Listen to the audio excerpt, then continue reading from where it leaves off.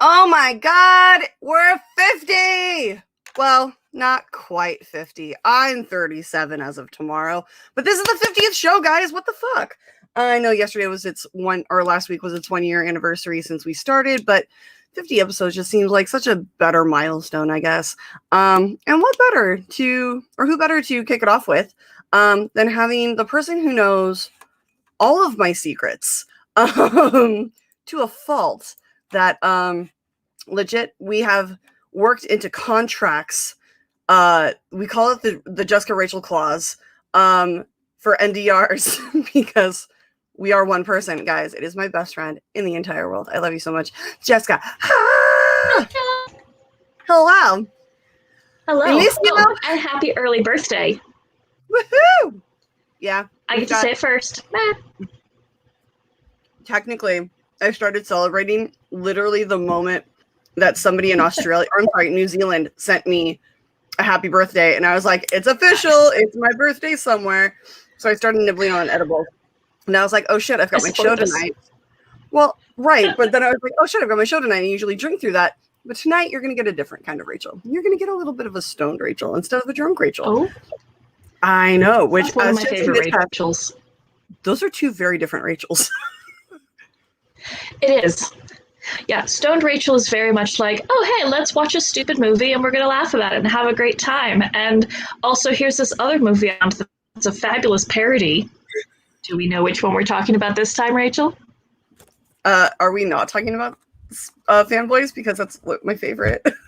Oh, no, I was going to go with the other favorite stone movie of yours, with the nails. The nails? Yeah. Oh. Yeah, the creepy nails that you're like, oh God, why? Why is she doing that? Oh, I don't know if I'm stoned enough to remember this movie. All right, we'll circle back to that. But yeah, so stoned Rachel's down to watch bad movies, drunk Rachel's down to get into trouble. But also get you on stage, which is fun. It's true. Either way, it's going to be a good time. I just want to thank everybody for the happy birthday, the early birthday wishes. Starred, you know, my birthday is the 16th. My sisters and I, funny enough, are freaks. Well, we're not. My mom and medicine are freaks. Because we were all born on the 16th of our months. So Alicia was 2 weeks early. I was 2 weeks late, and then Jamie was like right on time. So they were literally supposed to induce me, I think, on like the 18th. And then I was like, no, fuck that. And I came on the 16th. So yeah, right. Oh, yeah, is it? That's how it works, right? Is it Jennifer's Body? No, not Jennifer's Body. Although, to be fair, the amount of times that we have watched that just to listen to the soundtrack in the background. It's so good. So good. It's all of our friends. No, it's a bad parody movie that you found that we watched while very stoned. Yeah, with the nails. I did not go there initially. I was thinking actual movie.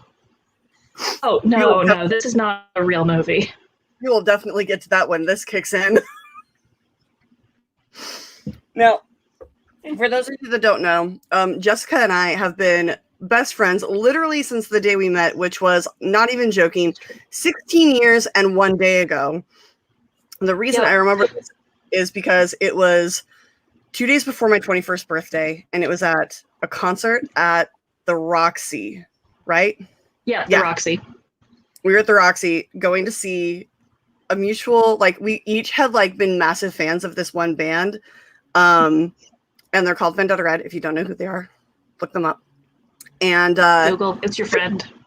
Literally, this was back in the day when we used to have concerts. Like people would get on a stage with a group of people standing in front of them, packed nuts to butts, and sweat on each other and drink on each other and sing with their arms wrapped around each other and sometimes get in a mosh pit and punch each other in the face and have it be totally okay. And we would also sit in line for fucking hours on end. Okay, so it's a 7 o'clock show. That means doors at 6. So if in order to get in front of the stage, we should be there by 3. Yeah, a.m. This is totally logical. It is 100% the mentality that we had in our early 20s. It was that, I think it was that brand of hustle that just doesn't exist anymore. Like it does, but it's like it's just different. Now, excuse me. How many concerts would you say you had gone to Vendetta Reds before? Because you had just moved out to LA, right? Yeah, I had moved from Kansas City to LA literally the end of that January, so less than 3 months prior. But probably around half a dozen to a dozen concerts with them by that. But also a lot of like spending time with them before and after shows because of the radio station I was working for. They were one of like the darlings that got brought to do like kegs and eggs at 6 o'clock in the morning. If anybody has ever seen band members at 6 o'clock in the morning when they've been on a bus overnight through Missouri, we pull them out of bed, give them beer, give them breakfast. Well, pull them out of the bunk. Pull them off the bench seat. I think at that point, it would have been like 18 like per passenger. Yeah, it was definitely like the bench seat or the floor. The floor if you're classy and you actually took the seat out to make space for the drums. Oh my God. And then cuddle puddle right in front of it because that's what we did. Yeah. God. Yeah, so at that point I was going to concerts, not just because like I was trying to do photography and stuff, but also because they were the only people I knew in the state. It's like, oh, thank God, I get to see someone who knows my name. And then I believe you were like 2 people in front of me. Yeah, and we just start random chatting like you do. Well, I mean, we were sitting in line together for like fucking 6 hours before they even showed up for sound check. And as they pulled in, they were like, hey guys, like completely unfazed. Like, this is a totally normal thing to see you guys here this early.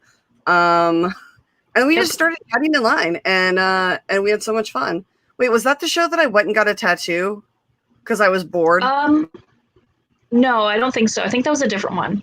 Okay. Because we ended up at Mel's afterwards. Like, with good Eric. Lord. Yeah. She who shall not be named. Oh, sweet baby Jesus. Well, we did. We went to the show together. Again. Yeah. Well, we got to go to the show, and like literally, who was talking to Zach? It's literally one of those stories that we tell so much that I can't remember who was talking to Zach and who was walking by. It was just one of those things. Like after the show, like we had like hung out in line and then kind of went our separate ways. And then after the show, we're both standing around like chatting with our friend. And I remember exactly what he said. He's like, I've got to go find my drummer to finish loading out. I'll see you guys later. I was like, wait, Zach, see who later? Well, you and Rachel, right? Like, you guys know each other. No, dude, I moved here 3 months ago. I don't fucking know anybody. And he's like, Rachel, Jessica, Rachel. You guys will be best friends. Anyway, I gotta go find BT. And gone. I love that you're 16 years ago. I gotta go find my drummer. And it's like, no, you had to go find BT. Wait, was it BT back then, or was it? No, it was still BT. Oh. Yeah, Joseph had left by then. I think it was still BT. Are you sure? Oh, no. Oh, no, you're right. Joseph. It was still Joseph. It was Joseph. It was Eric that had left. Eric had left. God, I miss those guys so much. I had such a crush on Michael. These guys will never, ever see this, so it's fine. Also, like, who didn't have a crush? The lead singer looks like Robert Plant's illegitimate child. And we would Roger Daltrey. Daughtry, that's right. Because that's when he had like the full poof and it was blonde. It was so beautiful. Oh my God, guys. If you want to see pictures, like just go do a deep dive into my Facebook photo group. Like I think there's a file that says I'm with the band. There's a lot of stuff in there from like, nice. Good Lord. Actually, you know what? I've got my photo albums right here. Oh no. The albums. The albums. This is when you used to have like film, guys. You used to have a camera that you would get pictures printed. Oh my God, I've got Cody. You have to wait. Not if an hour if you were like lucky and paid extra, but often it was like 5 to 10 days after you dropped off the film. And then you had to wait and and just hope to God your eyes were open. Shit, where are they? I'm seeing a lot of Soko, a lot of brand new, a lot of story of the year, early I was watching a November. TV show the other day, Stargate Universe. It was when I was finishing Stargate Universe, and there was a brand new song, and I started singing along, and Brian looked at me like, how do you know this song? I'm like, how do you not know this song? It was off Devil and God. It's the Archer's Bows Are Broken. Oh, okay. Bows Are Broken. So that's a lot of words that if you don't know that song make no sense to you, and I'm sorry. None at all. Damn it, where is it? I think the best thing I read about Brand New, recently, was it was actually an interview with Adam from Adam Lazar from Taking Back Sunday. I And wish the only takeaway quote. Well, the only takeaway quote that Adam had from the whole thing is they asked him about Brand New because, again, for us older pop punk kids, there's a huge feud between the bands in the early 2000s. There were lines drawn in the sand where you were either Team Taking Back Sunday or Team Brand New. You had to pick one or the other. So anyway, in this interview that came out 5 years ago, recently, the only quote I remember Adam saying was, "Jesse Lacey is a dick." That's it. That's all he had to say about that. It's been a decade, boys. Get over it. I can't remember who I was talking to about this, but literally, I want VH1's yes, behind the music. Behind the music, but I want it to be all about the pop punk era of the early 2000s. Oh my God. They have to do an episode about the Brand New Taking Back Sunday feud. Oh, and I found one of Zach. You can't see around it. Oh, look at baby Rachel and baby Zach. Oh, he's so girly. That was when it was when Detta read Juliana Theory opening for something corporate. And yes, Camshaft, yes, it was at the Shamrock Tattoo across the street. I can't remember what show it was. But I got bored. No, it was a Roxy show. We were waiting outside. That's why your Calvin tattoos, right? Yeah. That's when I got Calvin dressed as Hobbs because I was so bored and I was like, well, the tattoo place is right there and I can just go walk in and get it. And the guy was it was so cute. At that point, I think I had maybe 20 to 30 hours of tattoo work on me, but it was all on my back. So you couldn't really see it. And so he was so sweet about how it's going to hurt at first, but let him know if it's and went through the whole steps. I'm this is really sweet, but I have tattoos. So I know what to expect. And he was really? And showed him my back and he was like, oh, cool. He's like, great, just lay down. I did not take off my shirt. I did not get tat for tit. I mean, it's on your back. I would assume it was boobs that you were showing off. That's not where your tattoos are. It's Sunset, though. True. Part of Sunset. Is the Hustler still there? That's over by the Viper. That's the other end of Sunset. That's the other. You shall not go there, end. Simba. That's the other side of Sunset. Where the darkness goes. That's where you'll find the whiskey and the Viper. Never go there. Okay, you can go there. It's fine. You have to go, though. Just don't take anything anyone hands you, ever. Don't touch anything. If you can levitate in there, do that. That would be best. It's it's like that scene in Game Plan when Jason Bateman and Rachel McAdams walk into that first bar to go track his brother down, and he's like, "Oh, this place is sticking out. These shoes are ruined." That's the whole feel of the Viper and Troubadour and Chain Reaction. If you remember back the early days of COVID when there were all the memes, if you ever used a porta potty on Warped Tour, don't worry about COVID. If you ever used the bathroom at Chain Reaction, you're fine. If you ever went inside Chain Reaction, you're fine. If you ever went to the bathroom, in the bathroom. Oh god. See gum wall. I have the best picture. I need to find it. But it was, I think it was right around then. But they had you remember my friend Kathy? Kathy Yeah, and I yeah. were driving. We were following the band May, who was like one of our favorites, and the working title, and who else? Oh, working title. I know, they were so sweet. But they were going on like they were going down the coast in California, and so we decided to follow them the entire way down. And so they had a show. Once again, this is a normal thing to do for non-creepy people. You would just do that. Like, oh, this band has 8 shows in a row, and I can take a week off work, and they're all in driving distance? Cool. Yeah, not a stalker thing. This was a fully accepted form of recreation. This was like the baby steps of stalking of like your favorite band, was to follow them on tour. Like, I mean, no, we didn't get out of hand. We did not treat it like some people did. But this photo at Chain Reaction. No, instead we had those bands identify our best friends for us. Yeah. So this picture is, where is it? That one is literally being taken by James from May at Chain Reaction. And the reason our faces are like that is because his back, like he was at the merch booth, so his back was to the wall, and we're standing in front of him taking the photo, and behind him on the wall was the biggest fucking cockroach I had ever seen in my life. It was bigger than my thumb. It was like that big. This thing had an area code. It paid taxes. Like, it was a grown ass man cockroach. And it's crawling down the wall next to his head. And we're both just like, oh my God. So literally he goes, what? And turns to look, sees it, screams. And as he screams, he takes the photo of us starting to cry, laugh. It's one of my favorite photos of all time. Because Anaheim. It's one of those things that like you look at and you instantly go back to that.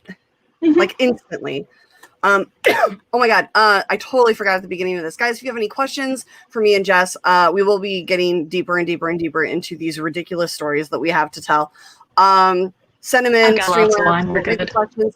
But Movie Fanobi, fucking my favorite man, Steve, sent in some money and said, all the secrets, all the love, happiest birthdays, darling Rachel. Silvestrini presents The Secrets. No, not that Oprah shit. Switchblade Secrets. 50 shows, 50 times 4 quarter arcade video game turns. Oh, thank you, buddy. Aww. That's so sweet. It's been a fucking wild ride. I'm not gonna lie. This has been an insane thing. Did you think that I would ever do something like this? Yes. Oh, you fucking liar. 100%. I'm not surprised by this at all. See, this is something that I wish. All the best ways. I wish something like this had existed, like when we were in our 20s, and like, oh my God, following the bands and like been able to like do shit like this on tour. God, it would have been so much fucking fun. Dude, we couldn't even get MySpace on our phones then. This was like,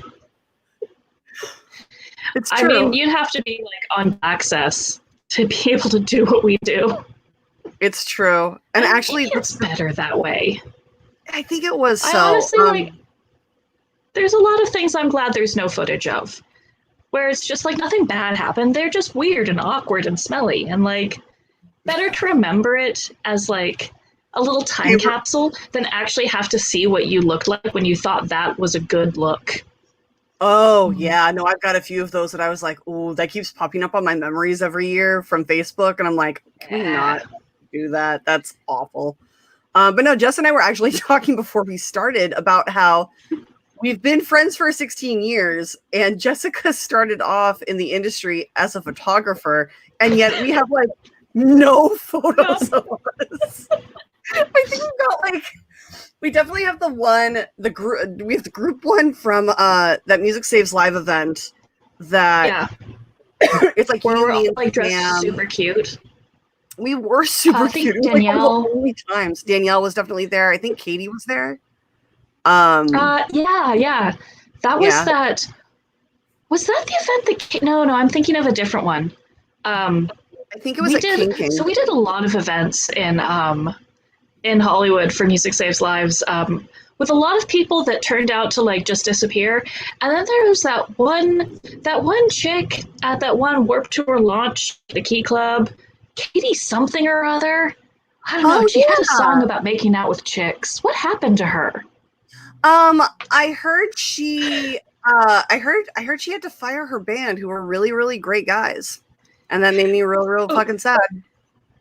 Yeah, the label like made her like get rid of them. Katie, that is too bad. They were nice.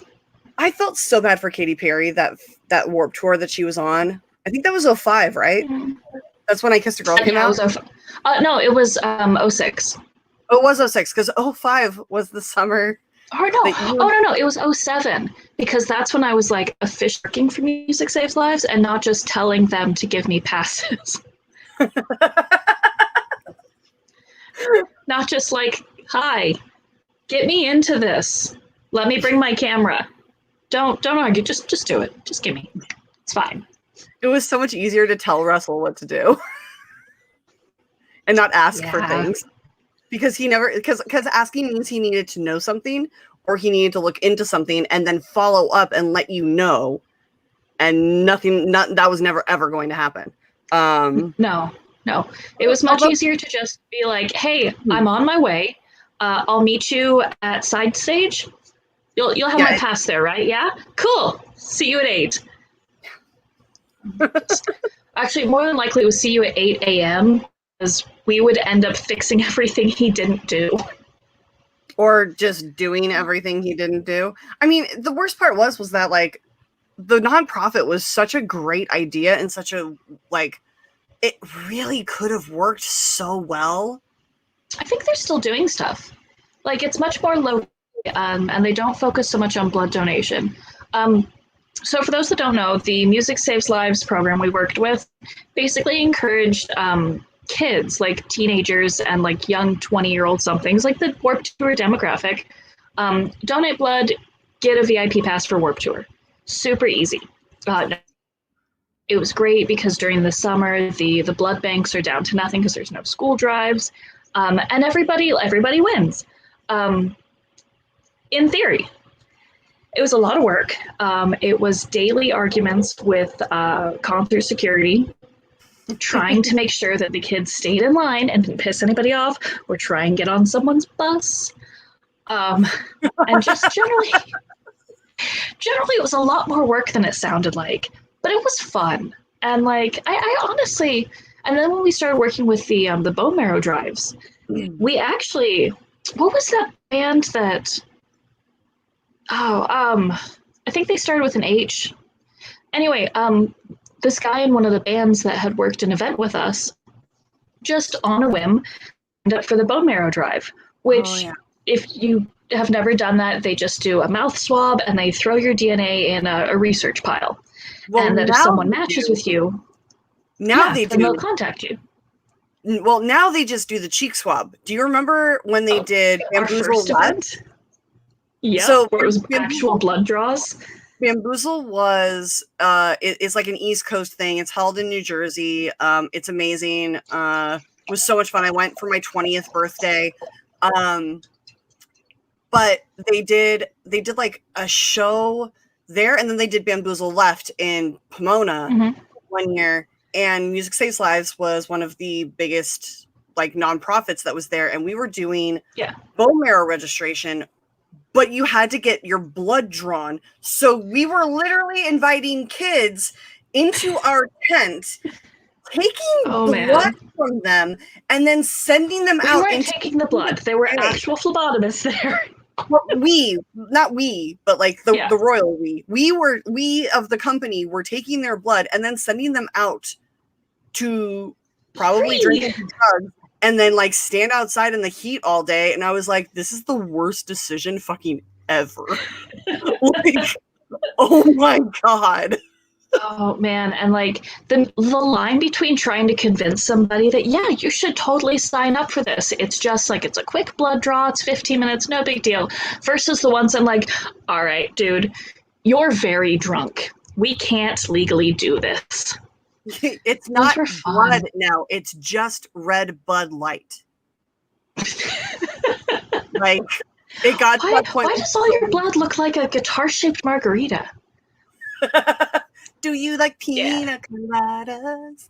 Yeah, no, although I will say, my I think the highlight of my time volunteering, because I have to say volunteer because I never got paid, except for that one summer that I was the emergency hire replacement.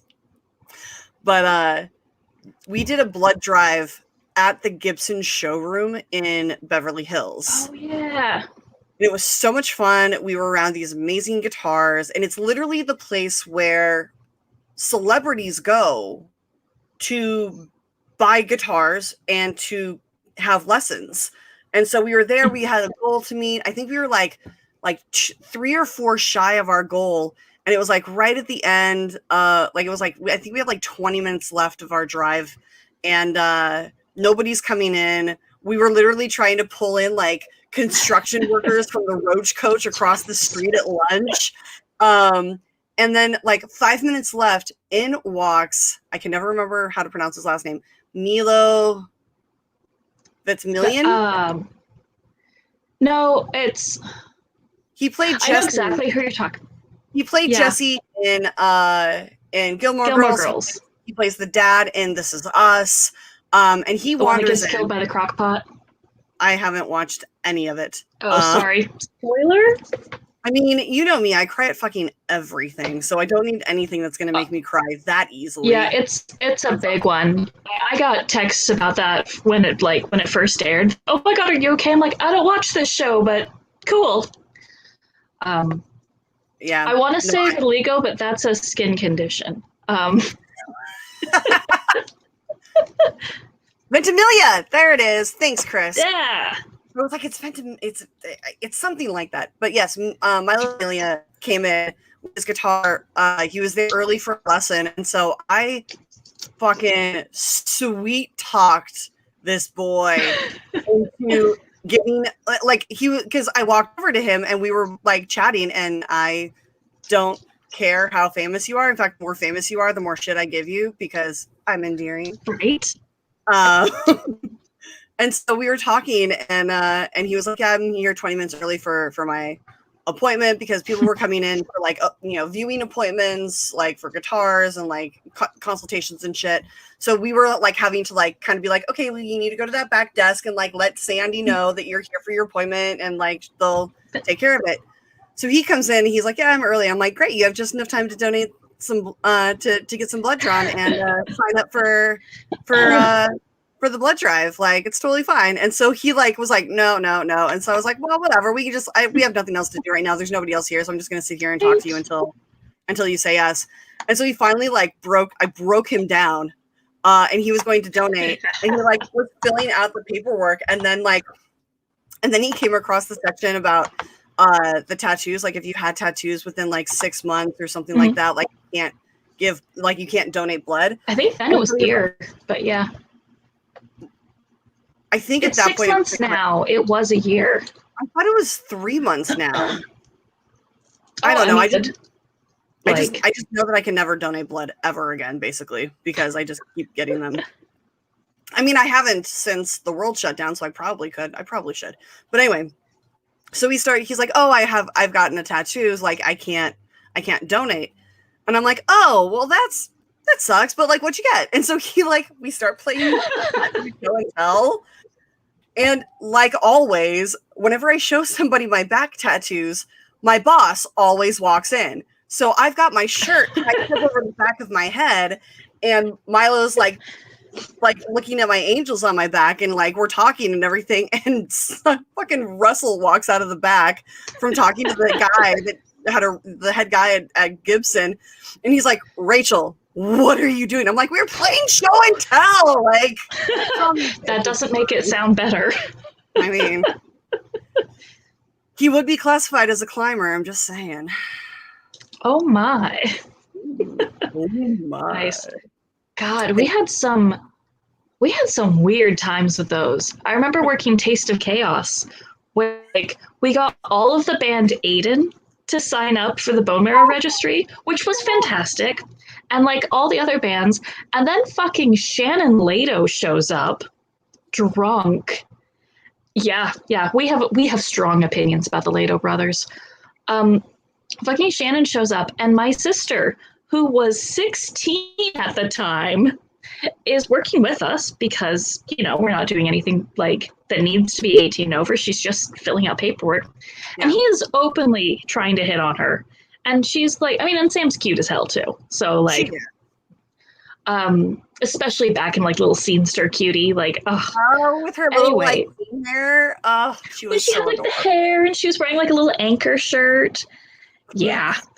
But like, he's like actively trying to get in her pants, and she has a vague idea that he's the drummer for some band that's on the tour. And she kind of recognizes him, but like, whatever. And he's like talking to her, and every time he tries to like get her into his dressing room, she's like, okay, but like this form though that you can fill out. And so she's literally like deflecting all of his like pickup lines by having him fill out this fucking like registry form. And I think it came down to like almost the cheek swab. Like she had all of his info. And she's okay, you haven't had any alcohol in the past hour, have you? He's like, darn, I got some champagne though in my room if you want some. She's like, oh no, sorry, I'm only 16 and I'm working. But if you cannot drink for an hour, you can come back and finish the registration. We trained her so well. So good. This was at the Long Beach one, right? Yeah, Long Beach. But that's where Jerry napped on me. He used my shoulder as a step to get back on the stage. That's where I almost killed Jared Leto backstage, because that was after the whole like. After the Vegas incident. It was the whole Morongo incident where he called me a cunt and tried to get me kicked out of a show that I was already packing up to leave. Yeah. Half with my calves. It's fine. Yeah. Dude, you have. I mean, to be fair, these are all stories of who they were. We have no idea if they have grown and changed. I mean, I can probably guarantee that Jared has not, due to his Christ-like wardrobe. I did run into Shannon a few years after that, once he had like sobered up. And he had no memory of who the hell I was, of course. Oh, of course not. But it was one of the Alt brothers. One of those boys that had a show, and I had to leave before they were done, so I couldn't say goodbye. And I know that like they're friends with them. So I was like, oh, hey, Shannon. And he's like, you know my name? Who are you? Yeah. Anyway, can you tell Adam I said bye? He's like, what? Like, can you, Adam, on stage, I have to go before I can say bye. Can you tell him that Rosepin says goodbye? And he's like, I will tell him that. Hi, I'm Shannon. Yes, I know, we've met. Anyway, yes, Adam, Rosepin's gotta go by. But it was like, so maybe that was just a phase he was going through when he was actively hitting on 16-year-olds. I mean, probably. But whatever. Creepy. Super creepy. I do love that you froze with your face like this. It made me so happy. I like looked up for a second. I was like, okay. I have opinions.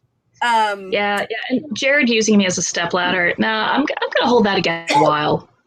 I mean, I'm totally fine being used as a stepladder by my friends. You have to ask permission for that first. There are safe words in place. There's also people who have a free pass. Zach, who has given me a concussion because of his mic throwing. He's very theatrical on stage. He is. Gregory, Anthony Green so Craig is from Chiodos. Anthony Green is lead singer of Circus Survive. Sean from the Matches literally came out one night on Warped Tour, came out one day, and I was like I worked my way to the front of the crowd because like I was like they didn't know that I was. Well, it was 2013. It was the year that I was the emergency rehire for Music Saves Lives, and they were on tour and didn't know, and they're hometown kids, like they're from Oakland. I've known them a very long time, and so I wanted to surprise them by being like, hey, we get to hang out all summer, this is amazing. So I worked my way to the front row, and Sean, was it Sean that saw me? I think Sean was the first one to see me, and then like for the first song, he comes out, stands on the guardrail, grabs my hand, stands up on the rail, like on the top of it, not on the security step, but on the top of the rail. I'm holding him.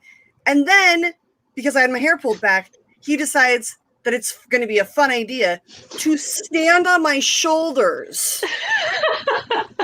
So I'm literally standing there facing the guys. Sean is standing on my shoulders. I have my hands wrapped around the front of his thighs, very high up so he doesn't fall, because he is lanky as fuck and has a very high center of gravity. Yeah, he is. But it like Boy's a stick. It got a little close. Think Jack Skellington, but with like lots of hair. Well, not back then. Not that, like it was more of a tuft. It was the tuft in the front. Oh, he had the thing. Yeah, but yeah, he had the tuft. But I'm literally standing there with Sean on my shoulders and my arms above my head, like holding him there. Like the guys are just like, Justin's like just laughing his ass off at me, just like, what is going on? And I'm like, Sean like hops down and like kisses me on the forehead, and I'm like, you're an ass, I'll see you later. Like, I love sure, you. Fine. Yeah, there's a list of people who are allowed to use you as like equipment. Yeah, Andrew McMahon from something corporate, or Dear Jack, however you want to fucking recognize him as. His genius, he's just wonderful all around. Solo stuff now. Oh God, I know. Can we get a SoCo reunion tour, please? Oh God, yes, please. Come on, everyone's got kids that have got to be like kindergarten or something. It's got back to school clothes are expensive, boys. Get on that reunion tour. Right? Preschool's super fucking expensive. Get back on the road. You live in Dana Point, man. Come on, eat it. Yeah, but his wife's like rich, isn't she? Isn't her family like loaded? I actually don't know much about his wife. I know she's a sweetheart, and that his daughter is already betrothed to Kelly's son. So either of them, it doesn't matter. If she likes him old, she can go with Owen. If she likes him young, I can't remember the other son's name. Benny. Yeah, Benny. Fucking great names for little boys. Owen and Benny. Like, dude, you just see videos of them like playing hockey. And so, like, during pandemic, they couldn't go to the rink. This is a friend of ours who has two adorable little boys, and they're all obsessed with hockey. Who we also met while volunteering. Working Music Saves Lives. And her husband drove the tour bus for Music Saves Lives on the infamous 2013 tour. Oh God. Fuck that tour. Was that the tour with the horse, or was that the year before? The horse? Where the bus hit the horse? No, that was the year of I See Stars and and the great crash of San Antonio. Yeah, but anyway, so our friend and her sons, they just hockey is life. So during pandemic, they couldn't go to the rinks, so they bought like an outdoor like fake rink, where it's like a surface that you can skate on in their backyard. I'm like, that's adorable. They're so cute. They're just, like I need them to be friends with Jocelyn's son Bronson, because like Owen, Bronson, and Benny, like they're like forming the new version of the Untouchables. I'm telling you, like they're just gonna be like the mob. I mean, it's the 2020s, so like may as well repeat the 1920s with mobsters and have them be the cutest kids in the world. I saw this great breakdown on like Gen Z fashion compared to like flapper fashion, and how it's all like it's bulky clothing that hide like your actual body. They're straight silhouettes. It's a lot of like just giving the finger to, you know, what you've been told is what women should wear. I fucking love it. We get all these cute little like teenagers and early 20-something that come into my work, and I'm just like, oh, I love what you're wearing. I wish I could have worn that years ago. Yeah, but maybe not 30 years, 20 years ago. I've never really been like I think the last time that I was slender and like non-curvy was maybe like It would have been 25 30 years ago. It was like 25, 26, 27 years ago. Like when I was like 10. Because Italian hips come in fast. Yeah. And then they stay. They don't go anywhere. My Canadian side came out hard, so I'm good for the winter.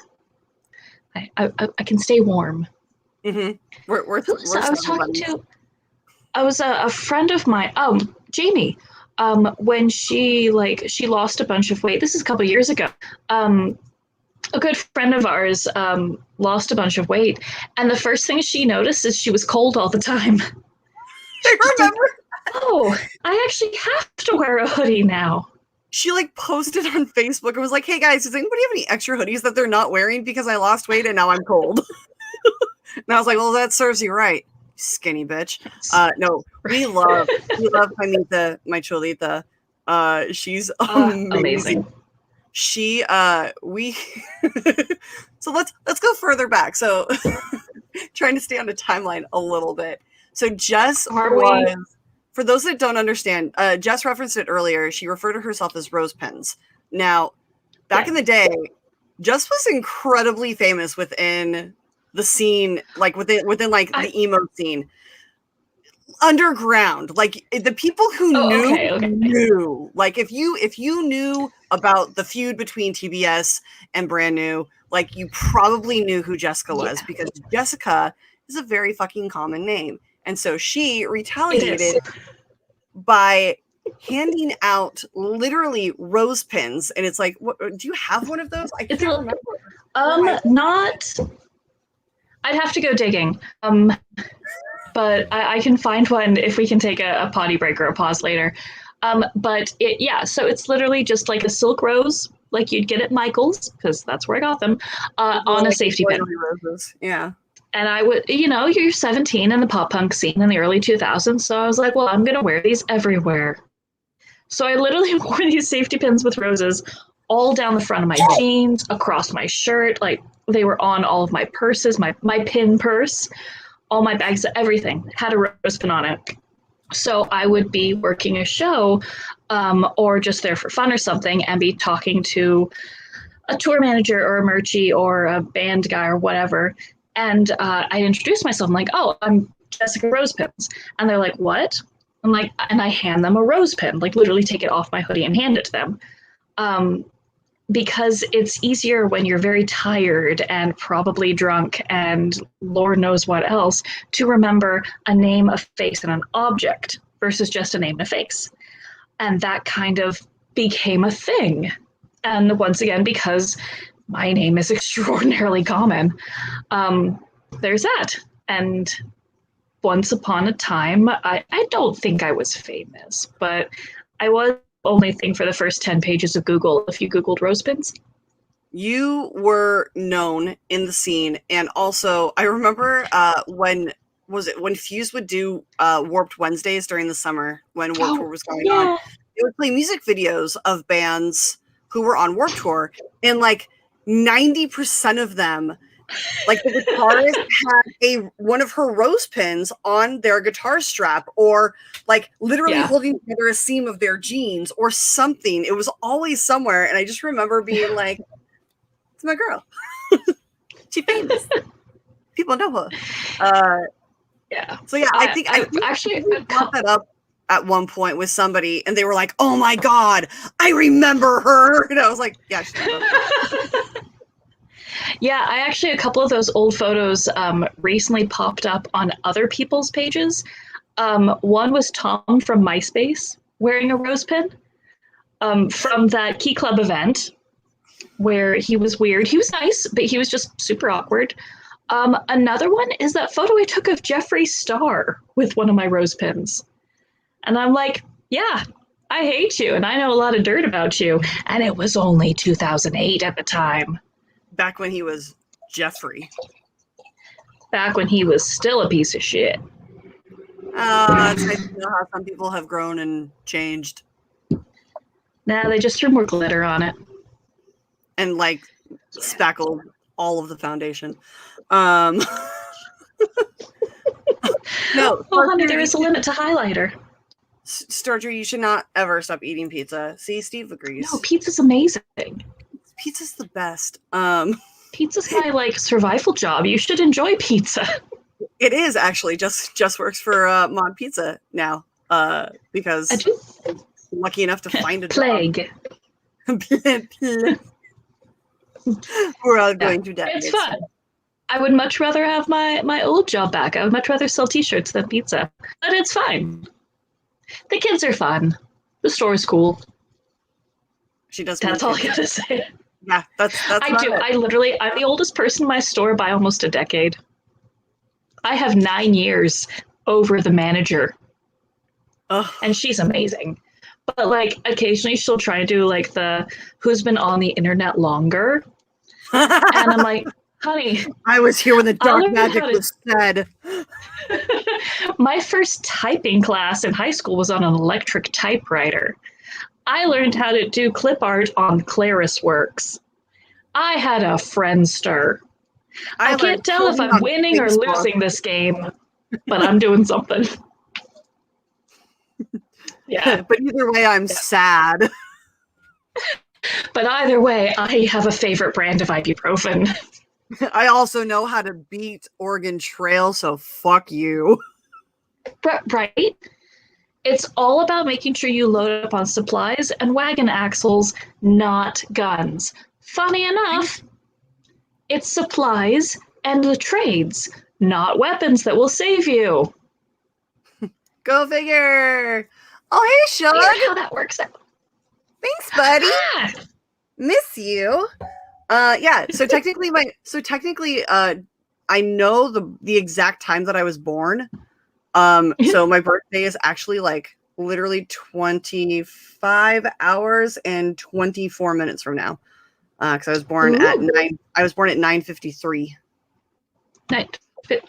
That's a very specific time. I don't know. I mean, so Jess is also a fellow merch girl. So our lives revolve around numbers, and it's just one of those numbers that always stuck in my brain. Because I was like, I want to be exact, bah, bah, bah. And I'm like, I was that annoying kid that I was like, it's not quite my birthday yet. I was the only kid that was like, it's not my birthday until 9:00 at night. Like, oh, stop being stupid. Yeah, and then you realize that people buy you things on your birthday when you say it's your birthday, and you're like, I will take that free dessert, thank you. Dude. I get a free shot birthday? Yes.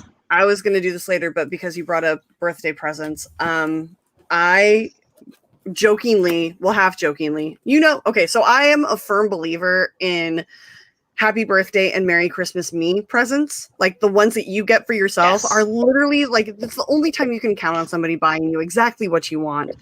So I never really and also my birthday is literally normally the day after tax day. So people tend to be like preoccupied, like for the month leading up to my birthday. And like, they tend to forget a lot. Like legitimately my older sister completely forgot my birthday when we were in high school together. And she asked who the balloons were for that I was carrying. I'm not joking. I've never let Alicia live this down. Alicia. But so I saw a link.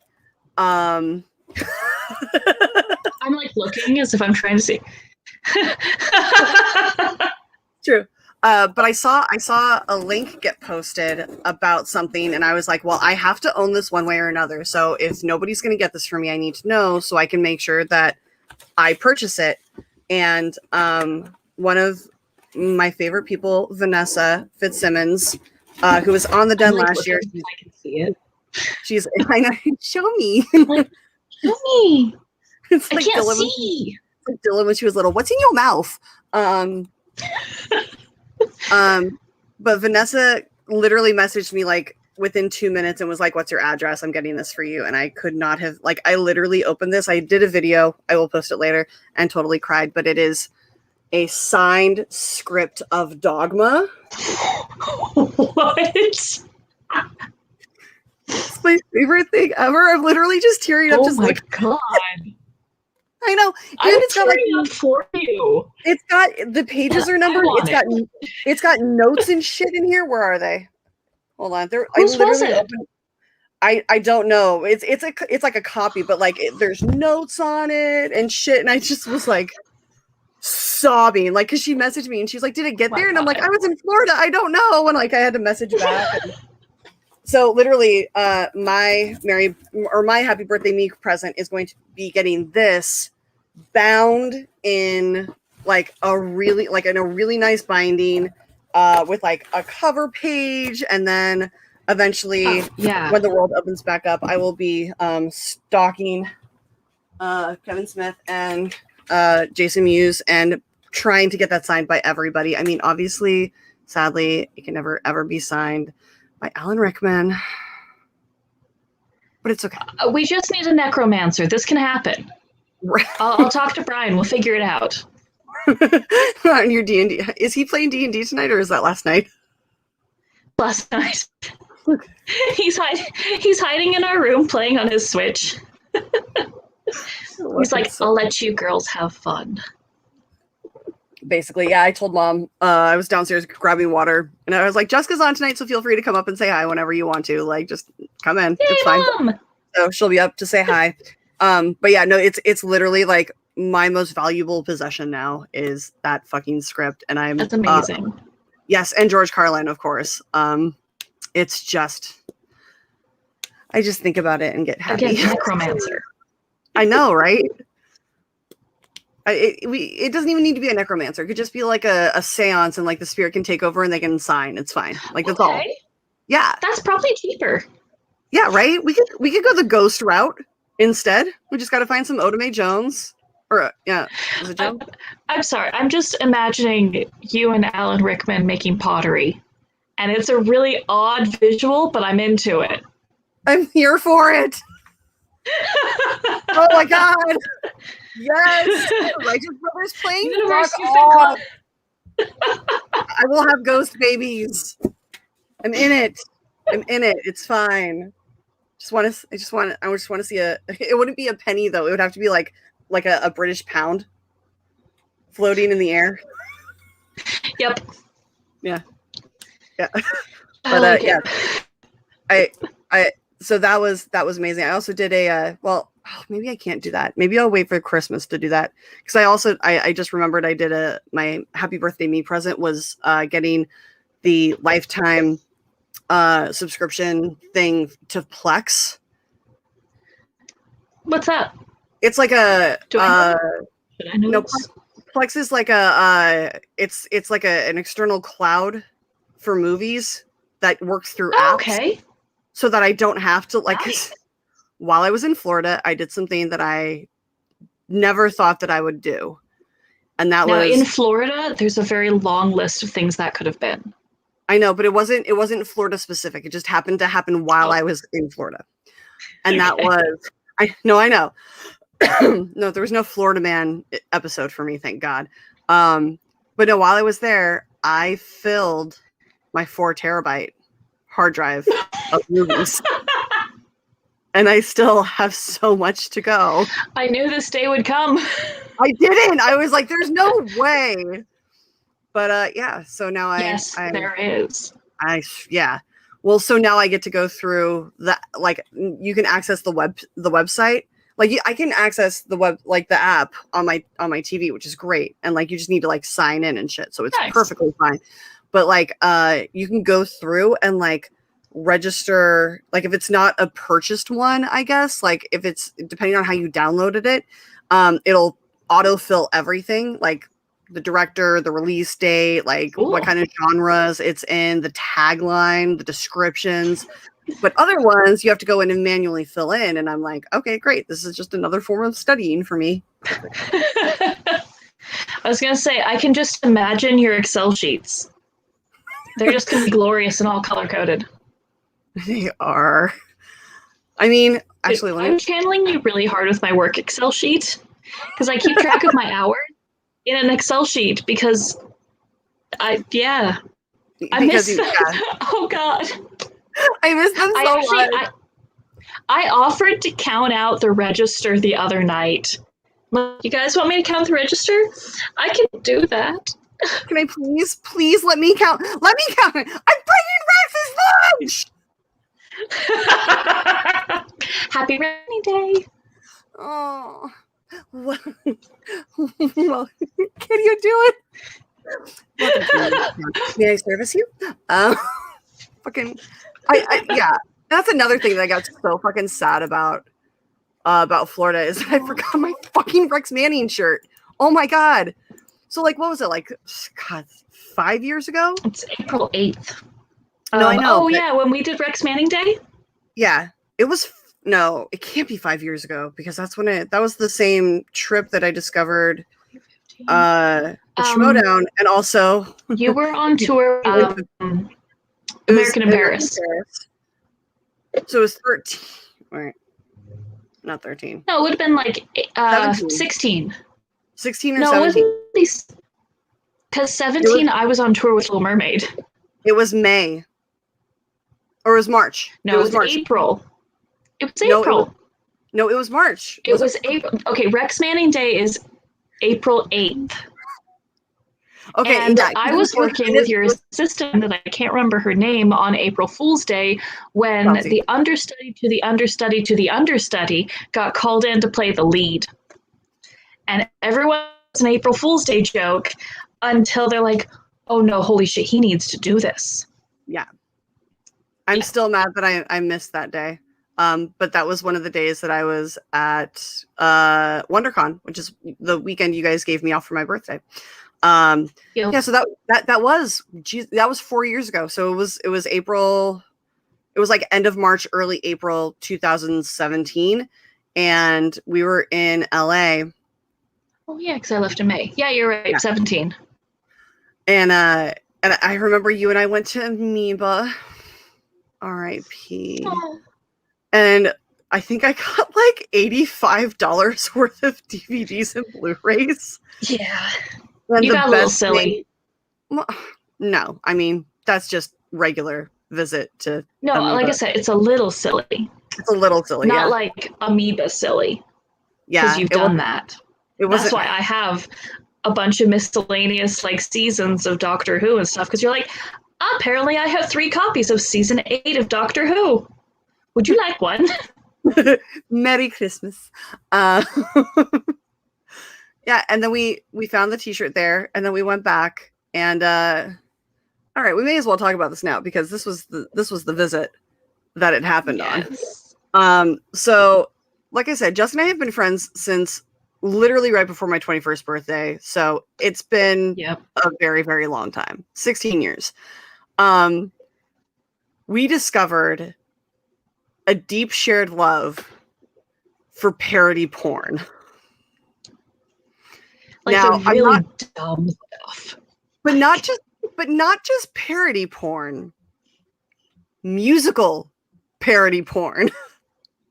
Which is a subgenre of porn that I never knew existed until one day I was going through my hard drive, and because everybody on tour like would just kind of share their hard drives and we would just copy shit back and forth and share throughout the tour. I remember just like copying a whole bunch and like pasting it and being like, I'll just copy it over. I'll deal with it and I'll delete whatever I don't want. That's how she filled 4 terabytes, by the way. 'Tis true. But but I came across one that I was like, this is definitely misspelled. Like, there's no like, okay, this is supposed to say my fair lady. And then I opened it. Is it though? And it wasn't at all. It was literally labeled my bear lady. It was made in the 90s, and it is a musical parody porn of my fair lady, but in reverse. It's awful. And there's many scenes that literally just kind of take you back, and you're like, this is awful. Like, oh my God. Like, some girl has like fake nails that are like, oh God. And there's a hot tub. Never like ever. Claws. Oh, so much bacteria under those things, guys. Like, no. The best line in the entire movie, though, is after the first woman bangs the like casting director, whoever the hell, and he's like, "Oh, you'll be amazing. We can't wait to do this movie. La la la la. We start filming in Los Angeles." And she's like, "Excuse me, Los Angeles?"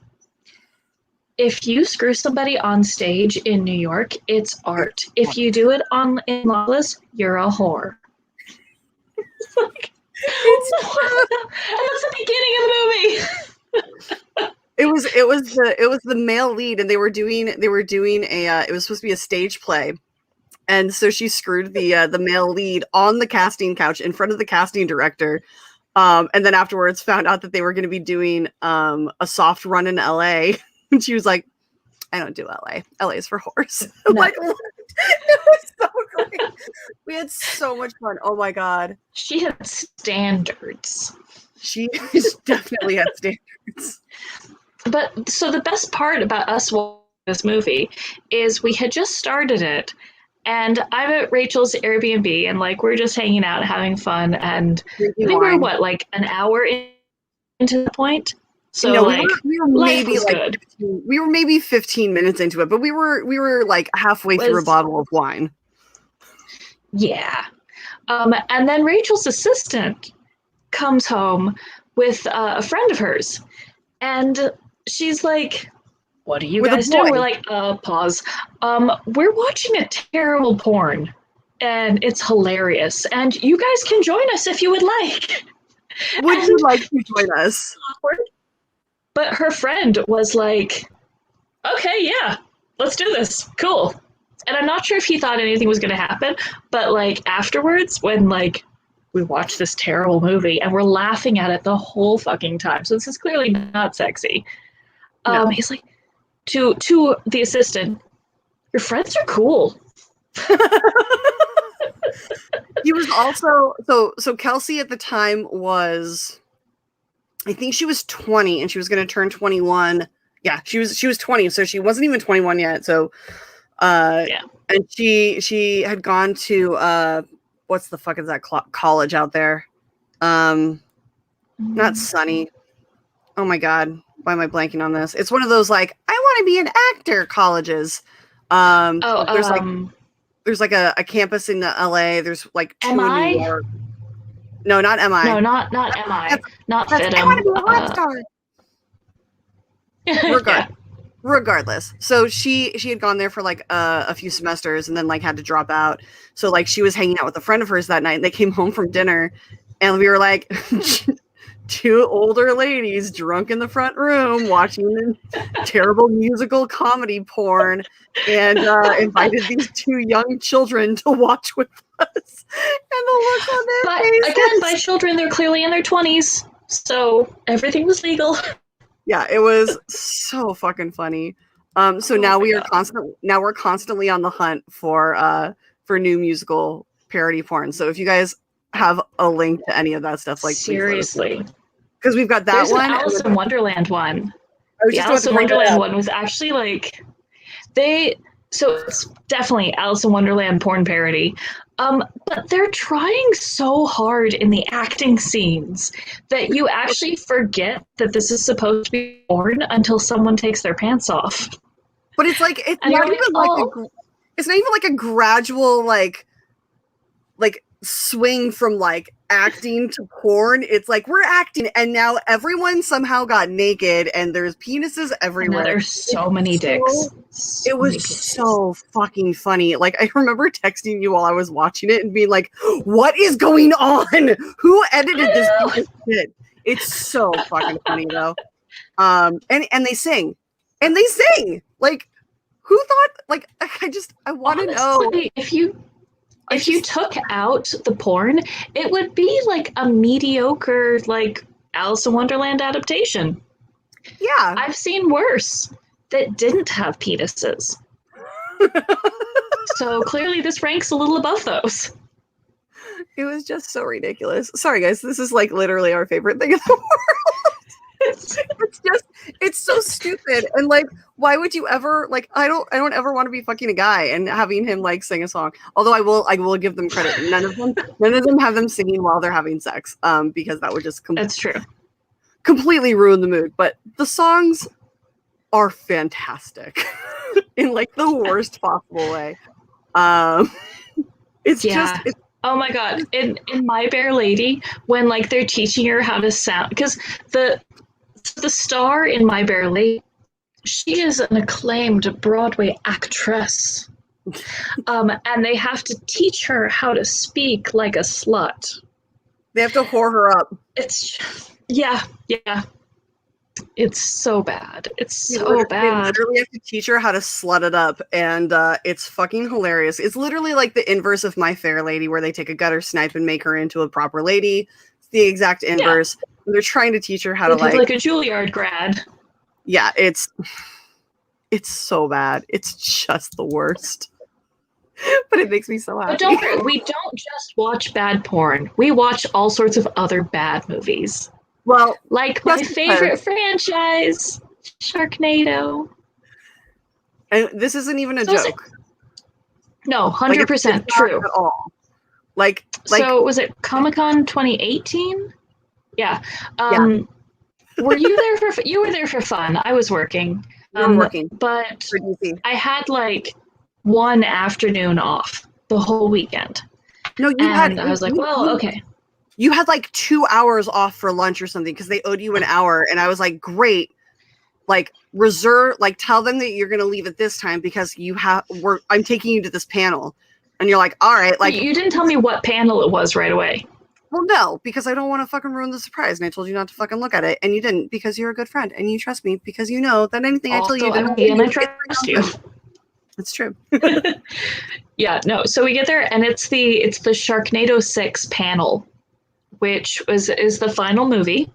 It's literally called "It's About Time" because it's about time to finish up the goddamn series, but it's time travel and Sharknadoes. So good. It was amazing. But we get in there. Good. But we get in there, and panel I saw the whole time.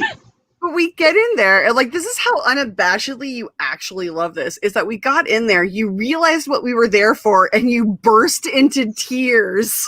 You were so excited and sad and happy, and it was great. Yeah, just has made me watch a lot of really terrible, fun movies.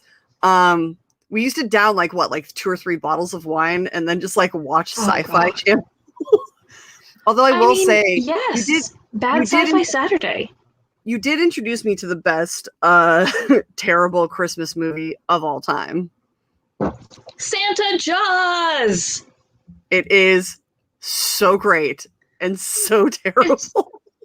And so wholesome and like... It's so happy and also terrible, but in the best ways. So, I'm going to do a full plug for Santa Jaws right now, just heads up. So it's on Prime, I think. At least it was on Prime. It's about this, like, snotty teenager that he's an artist. He writes comic books, and Mom and Dad don't understand me. And one of his comic characters is Santa Jaws, who's a lady shark, by the way. Santa Jaws. And so his parents are like, well, you did a bad thing at school, so you're grounded. And he's like, well, fine. He uses the magic pen his grandfather gave him for Christmas to start drawing more Santa Jaws. And then Santa Jaws comes to life and starts killing people. Christmas magic at its best! I just looked. It is still available on Amazon Prime. So if you have, I think it's like an hour and a half, if not shorter. Yeah. It's honestly, it's like if a Hallmark Christmas movie tried to be a bad asylum shark movie. It's so wholesome. Like, even like the shitty characters aren't really that shitty. They're like well-rounded. And like, this is a terrible movie, and I love everybody in it. And also, full disclosure, I toured with the guy who played the older brother, so I'm a little biased. But regardless, I didn't know him, and I loved it. It was great. So good. I like to pair that with Zombievers, which is also on Amazon Prime. Yes, that movie's terrible. It like not only turns like this, like there's like a chemical leak, and then the beavers turn into zombies who then attack human beings, and then upon the bite literally transform them into beaver zombies. It's fucking ridiculous. It's so much fun. It's amazing. It's so great. The effects are actually pretty great. Like the makeup and stuff. Like yeah. I love the movies where you can tell that they put the money into the special effects, not the writing. Or the like, cast. look, it's Zombievers. There's zombie beavers. We don't need a plot. Nope. Let's do everything. How much fun fur can we play with? All right. It. Another favorite of mine is Mega Shark versus Giant Octopus. It's true. I have a poster. So I told you about the poster I got at South by.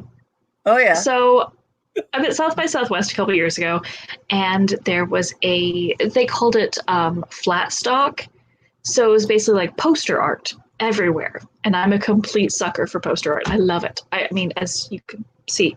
And so I'm walking by this one like vendor, and I see what looks like a shark attack octopus.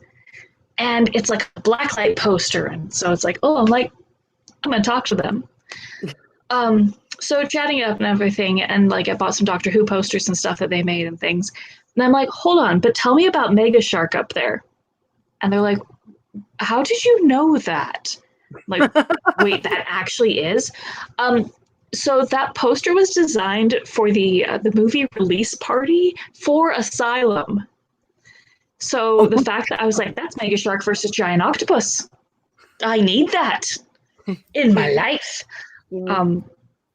Mega Shark versus Giant Octopus is exactly what you think it is. Starring Debbie Gibson as a zoologist or a microbiologist or oceanographer. One of those things.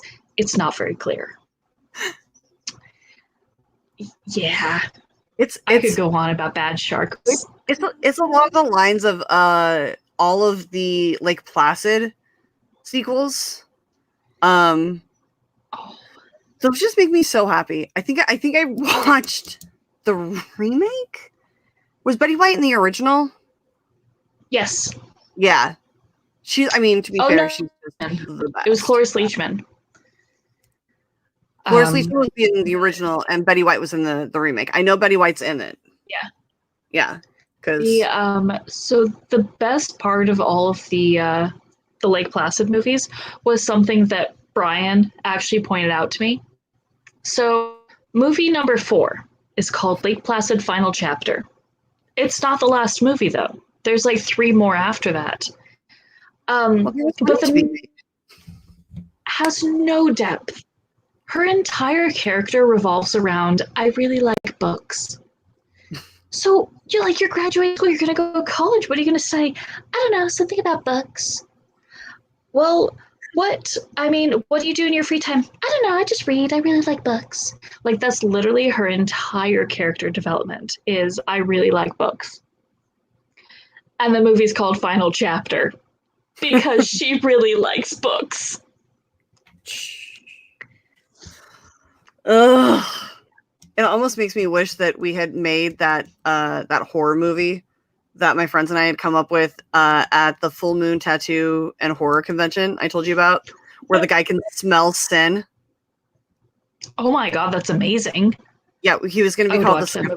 We were going to call him the Sniffer. We had literally sat down at a table. A friend of mine is an actress in like none of the horror movies I think that you like. I think they're a little like lower class. I think they're like C-level movies. But she's amazing and so much fun. I'm not sure if you can get...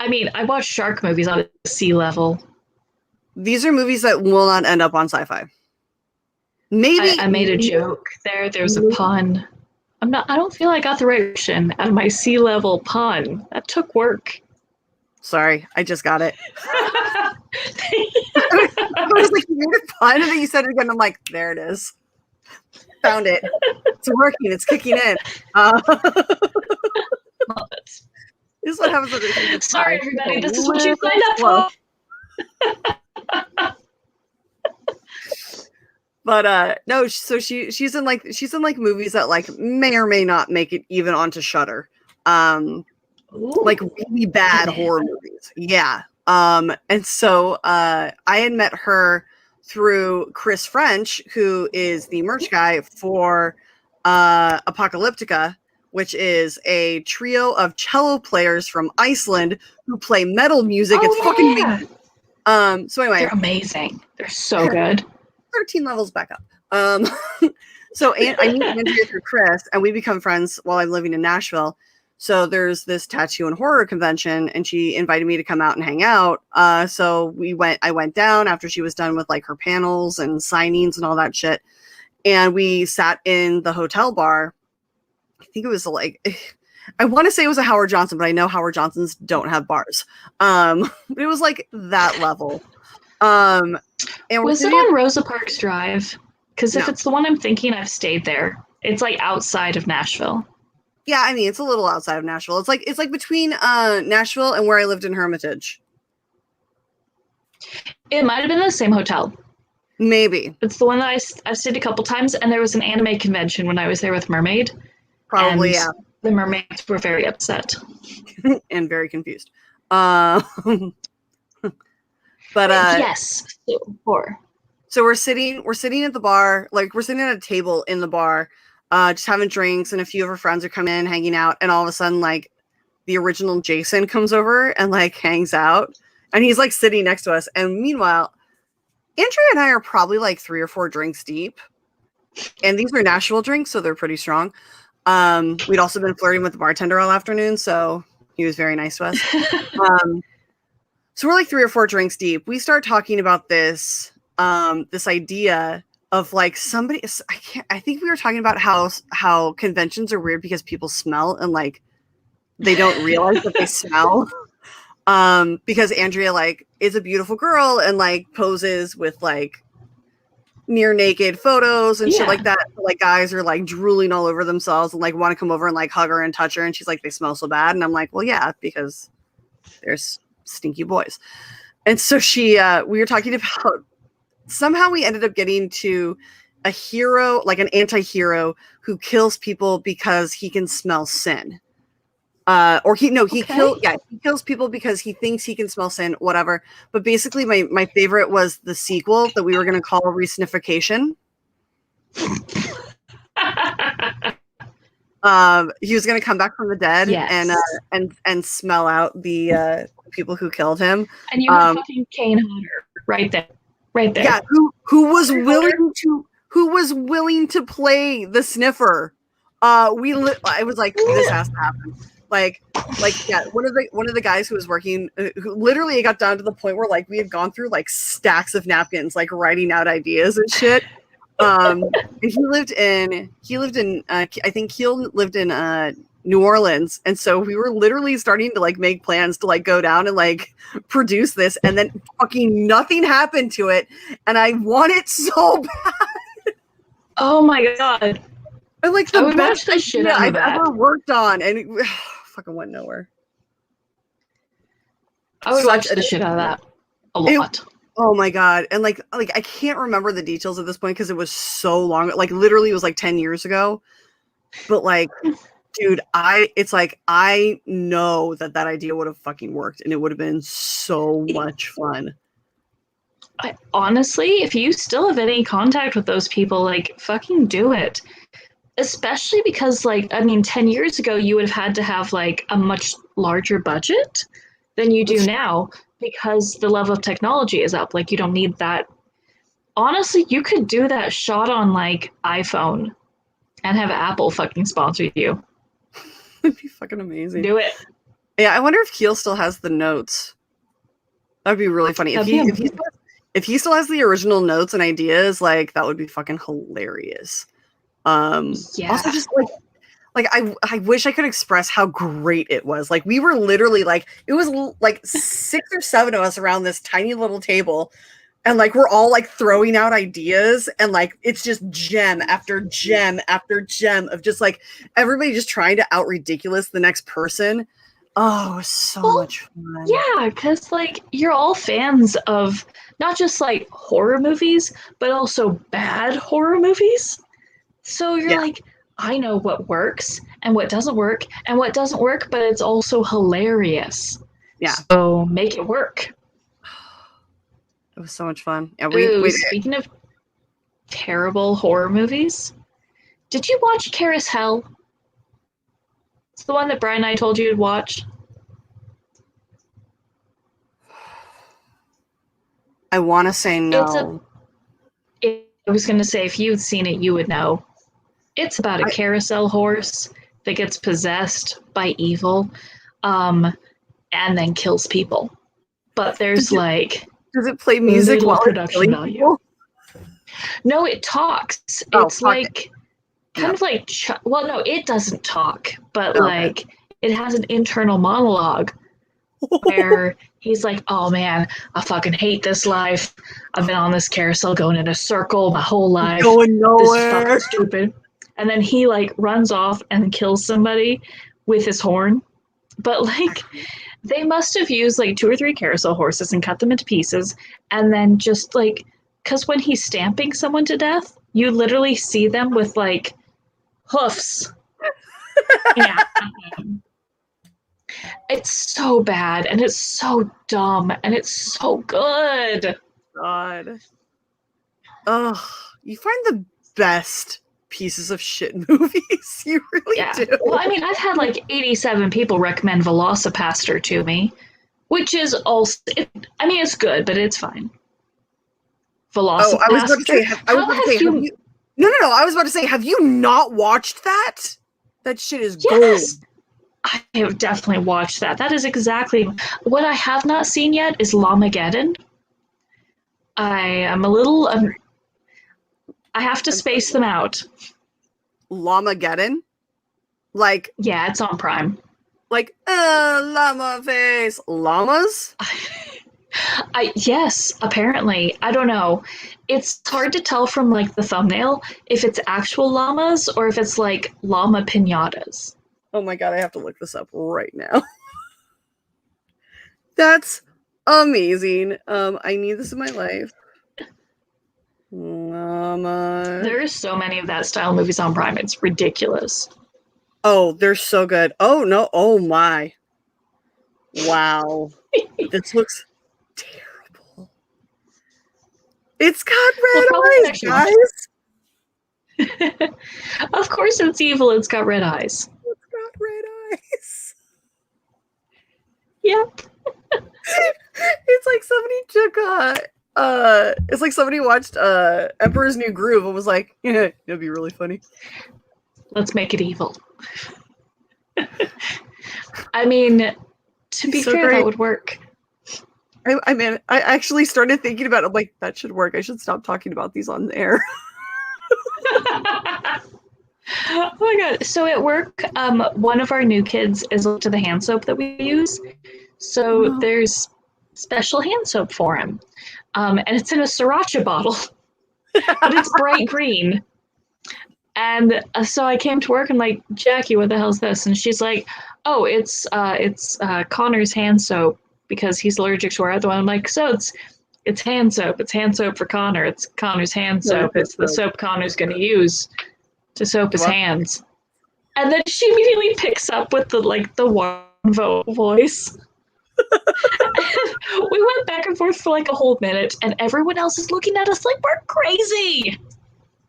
Like, I mean, you guys haven't seen Emperor's New Groove? I mean, you are crazy, but like that's not the reason why they should be looking at you. It's like when people say, "Oh, I'm so crazy." It's like, no, or when people are like, "I'm not crazy." It's like, no, you are. You're just not wrong.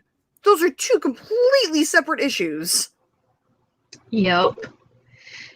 Yeah, no, at work I get serious mom vibes. I'm the store's mom. From like, not just telling them how they need to do things like for work, but also like one of the kids burned his hand on a pizza paddle. And I didn't know exactly what happened because I was like folding boxes in a different part. And I just saw him like, fuck, and run on the other side. I'm like, what did he do? Did he cut himself or burn himself? Oh, he burned himself. Okay. I grab a plastic glove, fill it up with ice, tie it off, and hand it to him. He's like, oh, that's a really good idea. I would have never thought about that. I'm like, oh, you'll never last. Kid, when I say kids, they're literally in their early 20s, and this is their first like foray out of like mommy and daddy doing everything, which is not a bad thing. This is when you learn. And this is good. I mean, one of the kids had the sinus infection. I'm like, okay, I'm going to write you a list of what you get from CVS. Do all of this, and as long as your snot doesn't turn brown, you're going to be fine. You're going to live. Like, that's weirdly specific, but next day, 100% better. Like, for almost 20 years. Yeah, you're like, I'll be fine. Trust me, I know how to heal. I know how to heal most things from things with CVS. Because you have to. My primary care provider is Dr. Walgreens. Doctor. Now, I know how much you love non-conventional movies and things that don't necessarily get put into movie theaters unless it's like a crazy fucking cult fan midnight showing. Yes. What would you say your favorite like mainstream movie is? Oh, I know, hard questions. Yeah, like mainstream, like it has won awards. It has been like the average person has seen it. Like the average person has either seen it or recognized the title. Harley Boy. Sorry. Yeah, we got a lot of those out there. There's actually two that live right. Yeah. Anyway, so obviously Marvel. Yeah. Enjoy everything they put out, and I do mean everything. It's fun to watch things change and the way that they bring the TV shows into the actual canon, and sometimes then the TV shows go way the hell off the rails, like Agents of S.H.I.E.L.D. They're like, it's fine. We're gonna pretend that didn't happen and move on. So definitely enjoy everything Marvel's done. Obviously, the Harry Potter movies have a little soft, squishy place in my heart. But trying to think like on the normal basics, I'm like looking over at like our DVDs and stuff. Do the Resident Evil movies count? Fuck yeah! I literally have all of them in those. I literally have all of them like in one box. Where are you? Oh, I just saw you. Oh, here they are. Target sold like all 5 of them together. Oh, nice. I need that. Because you know how I am about space and how I need to consolidate. So, yeah. I'm surprised you didn't go with Labyrinth. Oh my god. Well, I forgot that Labyrinth, like, I forgot that was like an actual release thing because I actually was a little itty bit when that came out. I mean, anything Jim Henson does, honestly, Leica does. I love. 9 is one of my favorite movies, and so few people have actually seen it. People who have are like, I don't get it. It took like 3 rewatchings with Brian to get him to enjoy 9, and I still don't think he really likes it. He just likes it. He tolerates it. But he tolerates. But yeah, no, anything Leica does, anything that there's just, I like movies. Honestly, I like movies that don't take themselves too seriously, that have a good time, and are just like a little bit weird. Yeah, definitely a little bit weird. Memento is one of my favorites, and I mean that thing's like a Sundance thing. Yeah, but it's super well known. Yeah, Drew, or Star Drew, 9 is like a sucker punch kind of thing. It's very stylistic. It's very great. We also love it, and not just because the trailer had a Coheed and Cambria song in it. That's honestly the reason why I watched it the first time. It's because of the Coheed song. But it's not the reason why we love it. That's not the reason why I watched it a second time, but... It's true. Abby says, I really like Peggy, but I never got into Agent Carter. Does it pick up after a little bit, or is it just not as engaging as I want it to be? Honestly, I don't watch any of those. It's enjoyable. I liked Agent Carter. I liked what it could have been. It could have been bigger. They could have tied it in more. It just it wasn't great. Like, it was good. It just wasn't great. So if you've got time to kill, then yes, finish it. But did it take you place in the won't any 50s? sleep over it. You what? Did it take place in the 50s? Yeah. Yeah, I can't watch those shows. How come? You keep wanting to do the hairstyle? No, I want all the clothes. Same reason why I can't watch Mad Men. Like, I can't. I cannot. Christina Hendricks is like my ideal fucking human being and body type. Amazing. She's stunning. Not only is she amazingly beautiful and incredibly talented, and like she gets to like she has legitimately, in my opinion, the most stunning body ever.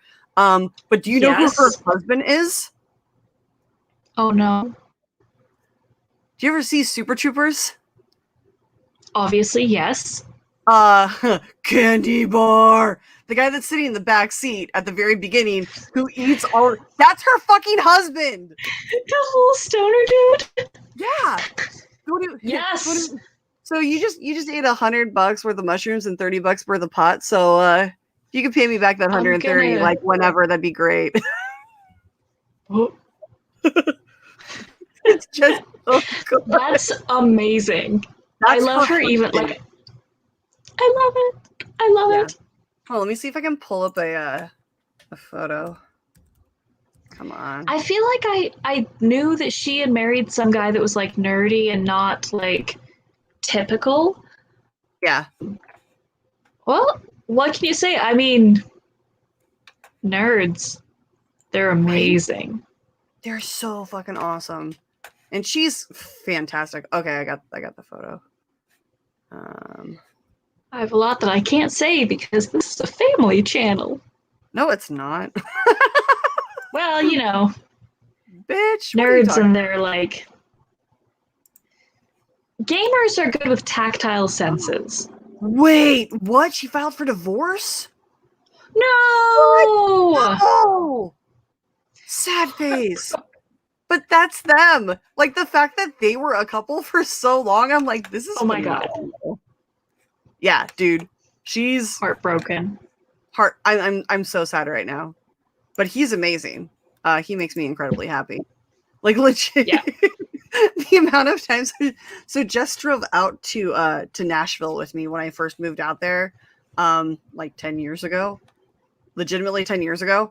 And no, it was 11 years ago. It was 11 years ago. It was 11 years ago. And on the way out, we would have to stop for food and everything. We would be walking through like an AM PM, and I would just walk by the candy bars and be like, "Candy bar," because that's what he said. It's like it's like for some reason I like latch onto those very tiny lines in movies that nobody fucking remembers, but I love. Those are the best. Yeah, where it's like. The one that I keep doing at work and like I guess just in general life is no. And it's very specific for Wreck-It Ralph. When Sour Bill is being interrogated by Wreck-It Ralph, he's like, "Tell me!" And he goes, "No." It's just for whatever, that whole like, no. Thanks, Max. It is after midnight on the East Coast, so it's getting closer. Oh, it is. I've been celebrating for the last like 6 hours because Malcolm, for all of you guys who know who Malcolm is, Malcolm lives in New Zealand and sent me happy birthday. So that's when I started eating my edibles, and now I'm just munching on them, and I'm getting super high, and it's so much fun. When I hear the name Malcolm, I think of Mirror Mask. Where you've watched that, right? So the weird like bird gorilla things. Mirror Max? No, Mirror Mask. I know. Did you seriously ask me if I've seen that? I know, we watched it together. Look, okay, you're on edibles. I'm like down a bottle of wine. Like we're good. We're fine. Fair enough. But no, like so, like the bird creatures, the weird bird gorilla things. Bob, Malcolm. Yeah. Oh my god. Oh. Just, do you remember my old roommate Ryan? Yes. I think I still have him on Facebook. I'm not sure. I may have, cut it loose by now. When I first moved down to LA when I was 20, I lived with a bunch of guys that I knew from San Jose. We all moved down together, and one of them is named Ryan. And Ryan was like the world's largest 12-year-old, but not in size because he's very diminutive. But he was like 24 and just like never left 12. A very Peter Pan syndrome thing. Very sweet, but very, very young. And so he loved Mac and Me.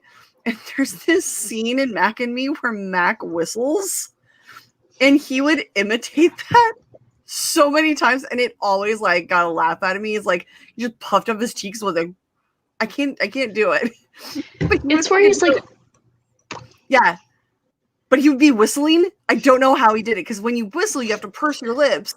And like you can't have your cheeks puffed out, but somehow Ryan knew how to do it. He practiced enough, I guess. Trained his face muscles how to do it, and he fucking would do it all the time. Oh my god, Mac and Me. I mean, well, like you do that like finger whistle thing that can be heard across stadiums. I was like, I don't know what witchcraft this is. I don't understand. That's true. And she's not joking. Literally across stadiums. I mean, literally 100-yard distance. I'm not even joking. And she's done the whistle, and people have been like, I'm like, how the fuck? It's like if you're going to do the whistle now, you need to warn people, take my earbud out. It's like that bad. Or good. No. I would never, ever finger whistle. It sounds so weird. Don't call it that. That's a terrible thing to call it. Let's not use that name. I would never do that on a feed. It would just destroy people's speakers, and it would not be good. I'm gonna fix this. Yeah. There we go. Let's get better. Oh, so much better. I know, right? So yeah, so it's been what a fucking year it's been. Oh, dude. Oh my god. Yeah. But happier times. What was your very first? I think I know your very first concert. I think I know it. Was it Bare Naked Ladies? It was Bare Naked Ladies, Five for Fighting, and the Proclaimers. And yeah, the Proclaimer. Okay, obviously Bare Naked Ladies were the headliner. It was. Oh, I think Michelle Branch might have also been there. This was like, I was 16. I mean, this is 20 years ago, so. But yeah, so it was either Michelle, it was some other girl in piano from that era. Vanessa Carlton? Maybe? I don't know. I wasn't paying that much attention. They were a little blurry at the time, yeah. But yeah, no, so Proclaimers were like the first opening like band. And they kept, so it was Girl in Piano Fighting, who had like one song that anyone vaguely knew. Superman. Then it wasn't even Superman yet. This really? Was Baby. Like, yeah. This is maybe 2000? I think probably 2000-ish. Okay. And then Proclaimers, who... When did the first Shrek movie come out? 2001? There you go. So it's 2001, because they kept trying to push the Shrek song, because they had a song on the Shrek soundtrack, and they were really excited about it, and they kept talking about it, and everyone kept yelling at them, 500 miles, because no one wanted to hear anything other than just that one song.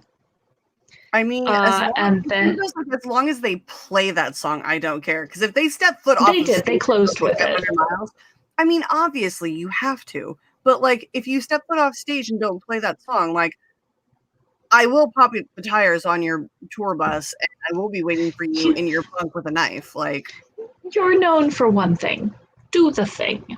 Dance, yeah, so monkey, dance. honestly, if you're on stage, if you're in a situation where you're on stage and people are paying to see you, and you know that you're known for one song, yes, play the fucking song.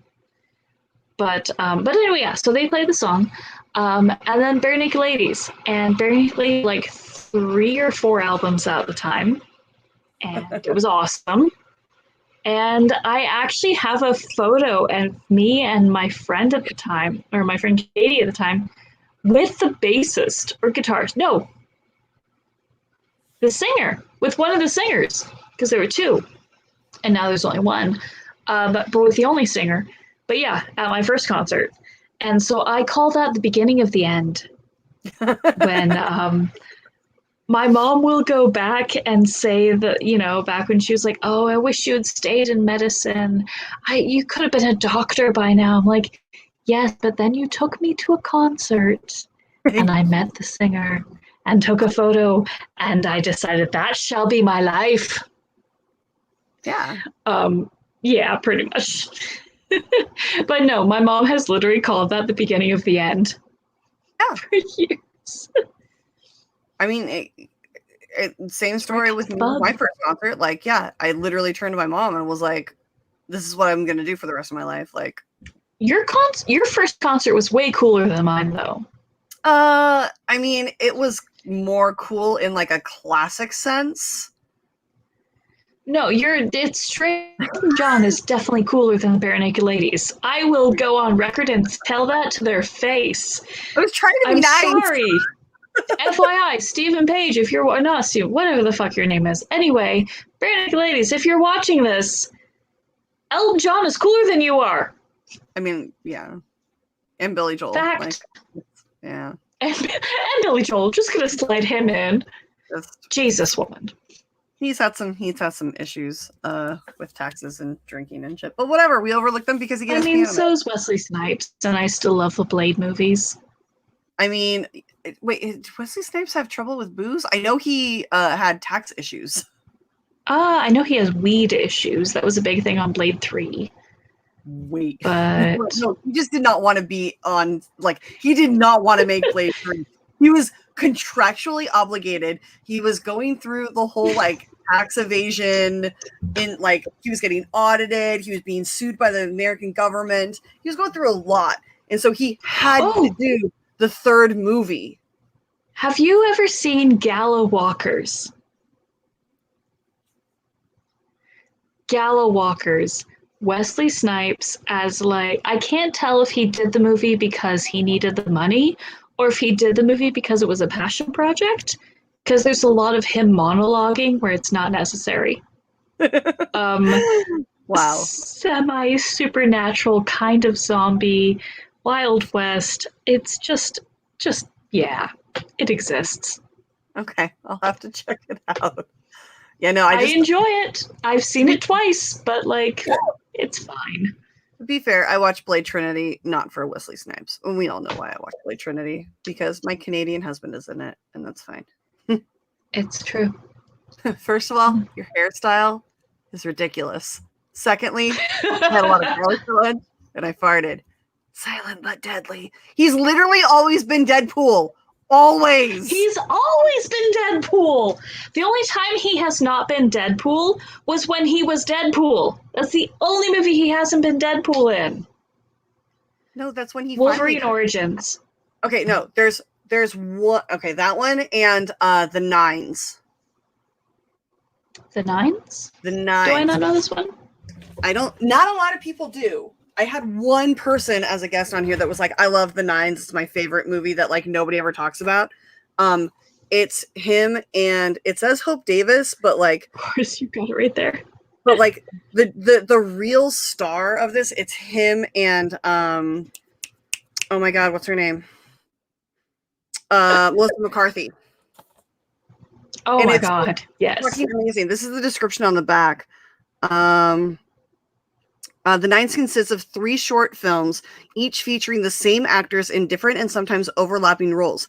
Together, 3 stories form a single narrative that explores the relationships between author and character, actor and role, creator and creation, alternately funny and unsettling. The Nines is like a riddle where the answer is the question, how does it all end up? It is so fucking good. He's so great in it. Yeah, it's great. I love that movie. Huh, okay. I'll have to find it. Blood and Donuts. Those are 2 things I don't ever know want that to one. be related together. Like, I want... No. Oh. I mean, if I bleed, then I want donuts. I mean, it sounds sticky. Regardless of which end you're going with, it's going to be sticky. Looks unsanitary to me. And Sturgeon, I know that you meant U.S. Marshal, but the fact that you put U.S. Marital makes me so happy. I now want to see that movie with Wesley Snipes. Oh my god, did you hi Brian. How did you know he was coming to refill my beverage? Because he's a good boyfriend and you kiss the air. It's true. All these things are true. Wait, now I'm confused. Chris, what are you confused about? When I bleed, I want donuts. It's very, very out there. It's very, very I real. understood it. It's because ladies in the audience understand it. Men with ladies in the audience understand it. It's true. I just love that the idea of, oh my god, when I bleed, I want donuts is a Disney quote. What movie is that from? No.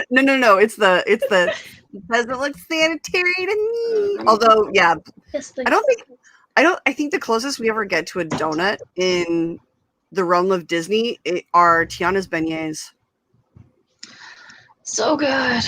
Oh no, they're in Zootopia. Clawhauser has in Zootopia. Yeah, he's got donuts from his neck folds. Got a donut stuck to You gotta sprinkles right there.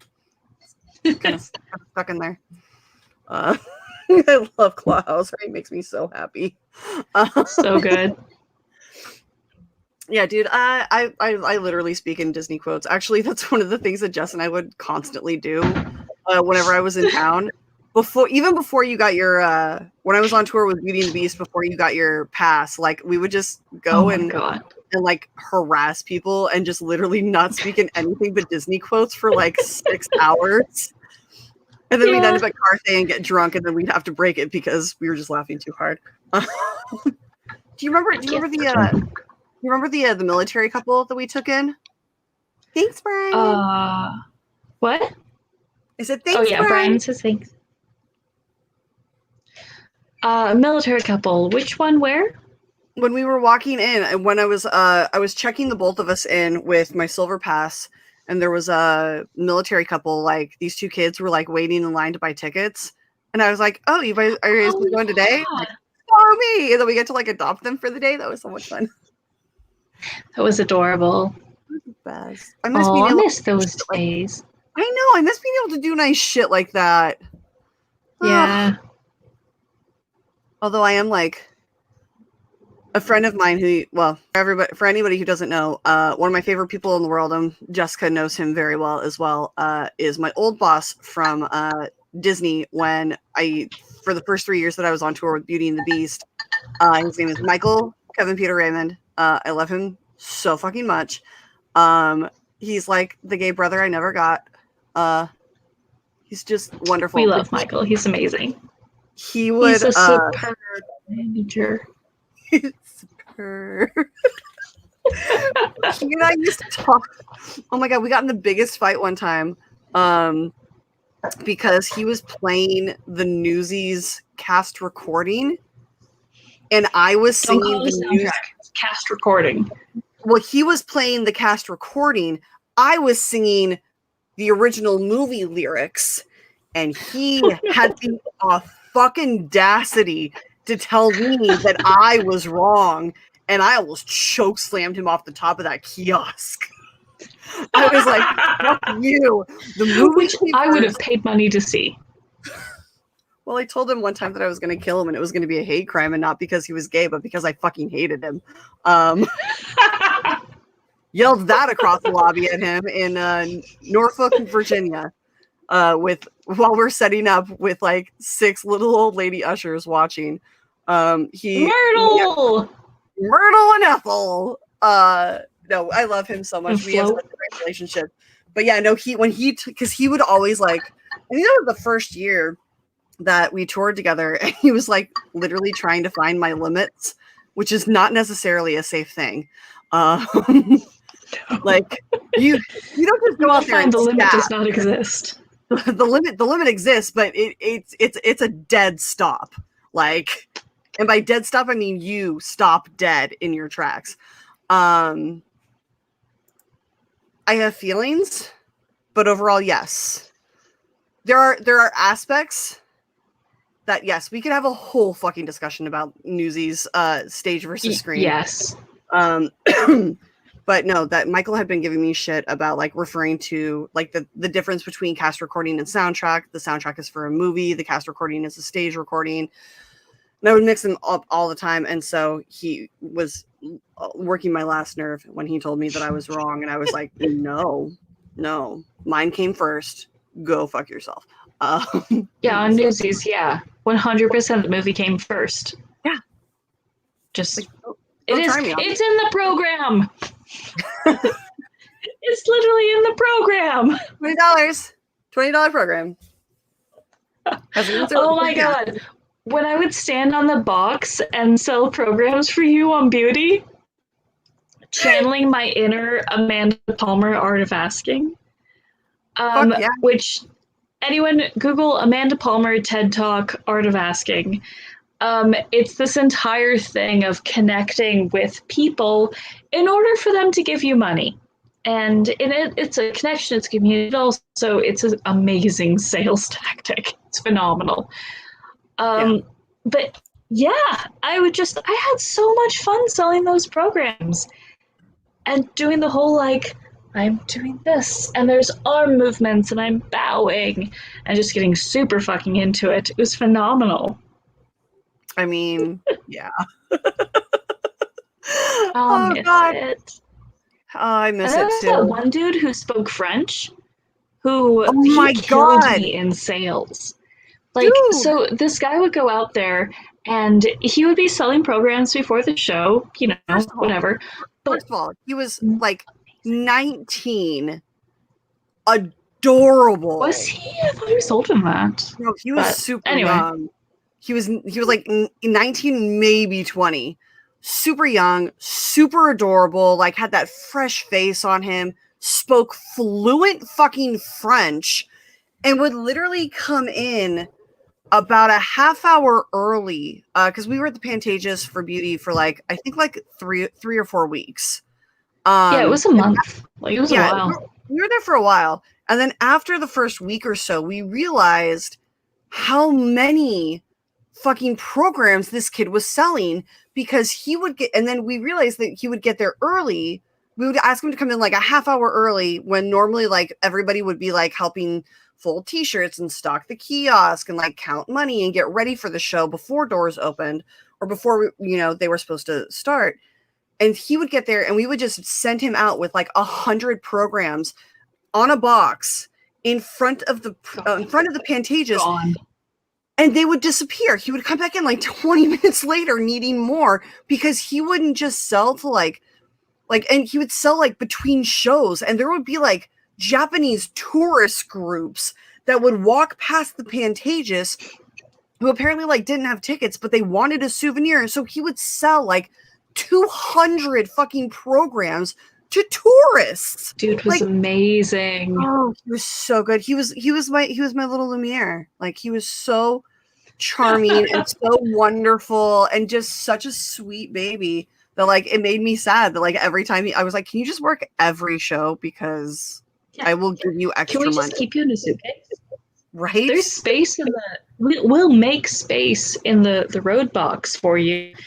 Tuck in tiny. I'll throw out Michael's 17 pairs of shoes. Well, He never really had that many, but yeah. Oh, Abby, that's not a bad idea. I would very much consider doing that. Yeah, we probably have to have Max on for that too. That would be so much fun. It'd be really hard. I was telling my sisters today because they, by the way, Sam and Vern say hi. Yay! They were like, "How are you doing? Are you just gonna stay in bed?" I'm like, "No, I've got Rachel's YouTube thing." And they're like, "What?" So I told them a little bit about it, and like I sent them the link for tonight's show. But yeah, I was like, "No, it's kind of a thing." And like, also, if you look back, I did a watch along with her a few months ago, and it was fun. And they're like, "Well, what's tonight's show about?" I'm like, "Well, have you ever seen Rachel and I drink and tell stories? Because that's tonight." Remember every time that she would come over and stay at the house? It's that. Oh my god. So when you say the house, you mean the HB house, right? Oh dear sweet Jesus. We haven't even touched on the HB house. Yeah. So the HB house is also known as the NP house. I lived there with like between 3 and 8 other people, depending on what day it was. It was basically one of those like big commune houses. And the main people that lived there were in a band called National Product, where it was the NP house. But there was a circling cast of characters where if like Danny, like the main guy, he would just bring people home from the bar, bands that were in town, friends that he made, yeah, just, whatever. So yeah, we had our strays and we had parties, a lot of parties. I drank way too much PBR those years. Way too much PBR and Jameson. Still alive? I don't know. Like, we're pickled. That's the only thing I can think. It's the amount of booze. Okay, so let's just lay this out. This is actually technically the place was labeled as an apartment, and it should be a 2-bedroom, 2-bath apartment. Now, there was a smaller room that was supposed to be used for a study. It was not classified as a bedroom, but it got used as a bedroom. Then the garage got converted into a bedroom for Danny, so that was 4 bedrooms. And the upstairs master bedroom was fucking massive, to the point where at one point there were 3 queen beds in there. Yes, it was big enough for 3 queen beds. And still not condensed. Like, there was still like three queen beds, like 3 dressers, a massive closet. Like, this place was huge. I never remember a door being locked ever, except for the upstairs door. No, we started locking that shit when I moved up there. No, the front door was never locked. And I lived about an hour north, I want to say, like, depending on traffic. So she was living in Huntington Beach. I was up in Tarzana, and I would literally just like be done with my roommates every now and then and just drive down and literally call Jess. I'm gonna spend the weekend with you. I would call her from the road and be like, I'm picking up dinner. What do you want? I'm coming home for the weekend. And she'd be like, no, let's grab Chipotle. So I'd stop and grab Chipotle on my way to the house. And you literally just like walk in. And there were so many times. Oh my God. The amount of times when you first met Danny. Let me tell you, some first impressions are the best. So I walked down, I think it was the first weekend I spent at the house, and I come downstairs for breakfast, and Danny's bedroom is the converted garage, but it's right off, like there's a door that you can enter into it, excuse me, from the kitchen, like from the kitchen area. And so I think it was pouring coffee, and Danny walks out to hop in their not quite legal hot tub that's in an enclosed patio area. Oh no, it was at night. It was when I got there. And he was in the hot tub, and I was in the kitchen. He ran to his room naked, which I did not see, and then came out of his room like 20 seconds later with a hand towel over his cock, and then came out and introduced himself to me.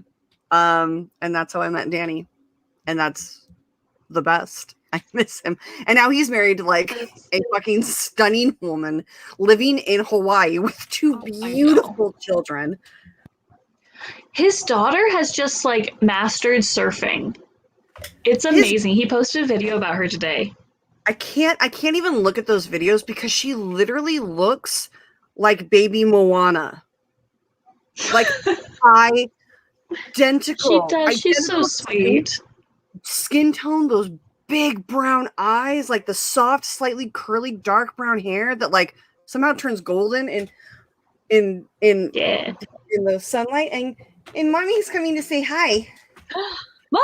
Hi, Mom! Happy anniversary. Happy anniversary. For both of you. Yes. Rachel said it's your day. You guys met. Yesterday. It was technically yesterday, but yes. 16 years. That's a long time. Yeah. I've had friends like that too. I've got some friends that I've been friends with for 40 years, something like that. So that I'm nice. Challenge accepted. Yeah. I know. You guys will make it. You guys will be there too. So are you kidding? We're gonna outlast well, I was about to say we're gonna outlast our husbands, and then I was like, no, we'll outlast Brian. And and then well, you see, the thing is, he's not allowed to die, and he's the necromancer, so you know. All right, fair enough. I just wanted to come in and say hi. Star Drew says hi. Yeah. Hi, Mom. Oh, yeah, that HP house. Cute. The surprise party that we threw for literally the amount of times that I've walked downstairs in the morning and just seen bodies strewn across the living room. Not knowing if they're alive or dead. They were all alive, by the way. There were oh no, actually someone did die in that house, but that's before I moved in. No, apparently there was a roommate that OD'd like 2 years before I moved in. Whoops. That's awful. But there were literally a few times that I would walk down with like I would always walk down with like a compact mirror just to do like the breath test under the nose just in case. There were a few that literally like their chests weren't moving, like there was no eye movement. I was like, we're gonna have a lot of that. But like all of our parties, once me and the girls moved in, like once me and Danielle and like Dykstra moved in, that's when we started having themed parties, and they were amazing. Costumes and like decorations. It was gorgeous. I think Dykstra's prom themed surprise birthday party was so the best. That was also the night that some stupid boy decided to shove and manhandle his girlfriend. And we would never have any of that, and also in an inebriated state. But also that's when Jaimita, my cholita, literally did the oh hell no and like took off her earrings and she's like, hold this shit. Kicked off her heels. Oh my god, it was the best night. It was so good. Fun. So good. She like the way Dykstra described it the next day, she's like, yeah, Jamie went all like fucking chips and salsa on her ass. Shit. Or on his ass. Yeah. It was so good. No, that dude that was pushing his girlfriend around, because he wasn't just pushing his girlfriend. When he did that, he also pushed Steph. Oh, yeah. And that's what really set Jamie off. Yeah. But, after Jamie got involved and then the boys realized that, like, oh, something's happening. We should pay attention. Like, yes, put your beer pong down. We could use some attention outside. Thank you. I don't think we ever had an MC Hammer themed party. No. We did have a 90s party and an 80s party. Not a specific MC Hammer, though. No. I think somebody came as MC Hammer for the 80s party, though, if I remember correctly. Didn't Jeff dress either up? 80s party or Halloween? Oh, Halloween. Jeff came as Bobby May or Billy Mays, whatever the ShamWow guy. Oh, yeah. But like right after he died, and Jeff had like a little bit of blood coming from his nose, and a little bit of a white ring on the other nostril. Yeah. Oh. Well, I mean, Tasteful, it was not. I mean, there were a few things that we did in our 20s that were tasteful. And then there was the Groupies and Rockstars party when the boys came home from tour. Oh my god. And James dressed in drag and looked hotter than anyone and still took home someone else's girlfriend. That boy. James. Just slancha. What a good man. Yeah, I think after all of this, I think it would be really fun the next time that Danny is on the mainland if we get together and throw like an NP style party. Like I just want to. I miss those people. I know everybody's kind of like gone their own ways and whatever, but we'd have to have it at like 7 p.m. because everyone's old. We're like, we can't party till midnight anymore. See, I mean, yes, I agree with that, like on a consistent basis, but there's always going to be that one time. Like, I think we have like when you're like, I think after you turn 30, you get like 6 times a year to like really go hard. But then once you hit 35, it's down to like 3. No, that checks out. Yeah. So I think that if we give enough notice, we can make sure that everybody maintains one of those times to like just hold on to it, saves it. Hold on for one more day. And now, of course, I'm thinking I can hear the song in my head. Thank you for that. But just hold on for one more day. For one more day. Yeah, that happened, people. You're welcome. You're welcome, and I'm sorry. I mean, to be fair, we've gotten in so much trouble in far less time. I mean, there was a point when we were on like a first name basis with some of HBPD's finest. The who what? I lost you there. Oh, with Huntington Beach's police department, we were on first name basis with some of their finest for a while. To the point where wasn't there one that like had a crush on Dykstra and he just showed up to a party one time? Oh, yeah, and it was super awkward because everyone's like, "Can we do the things we normally do, even though he's a cop?" Like, like I think we had a conversation with Dykstra. We're like, "Hey, if you blow him, just to guarantee it, he's here for just you." Saying. I mean, oh man, there's one cop who like he came around for a noise ordinance, and I was the first person he talked to because I was the most sober. And he's like, "All right, well, we'll be back to make sure there aren't any more complaints." Okay. Very stern and serious. But by the time the second complaint came around, Danny was the one that talked to him. And Danny used that like slimy charm where he just like schmoozed shit out of him. I think like the cop had said something that Danny picked up was Hawaiian or something. And Danny's like, "Oh, hey man, like you from Hawaii?" And the guy's like, "No, but like my mother was." And then they had this whole bonding moment. And it's like, "Never mind, we're good for the rest of the night. He might come back after his shift." We're like, that was Halloween. I remember that. Oh, that was Halloween 2.0. Because Halloween 1.0 was in Anaheim when I punched that kid. Oh my god. So, Halloween 1.0, we go to, it's me and some friends of ours, and I was dressed as my roommate Danny, who wore the same thing on stage every night for like 6 months.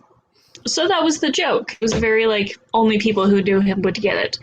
My other friends are, typical like sexy circus leaders, sexy army, sexy something or other. I don't know. They're all wearing fishnets, short skirts, and heels.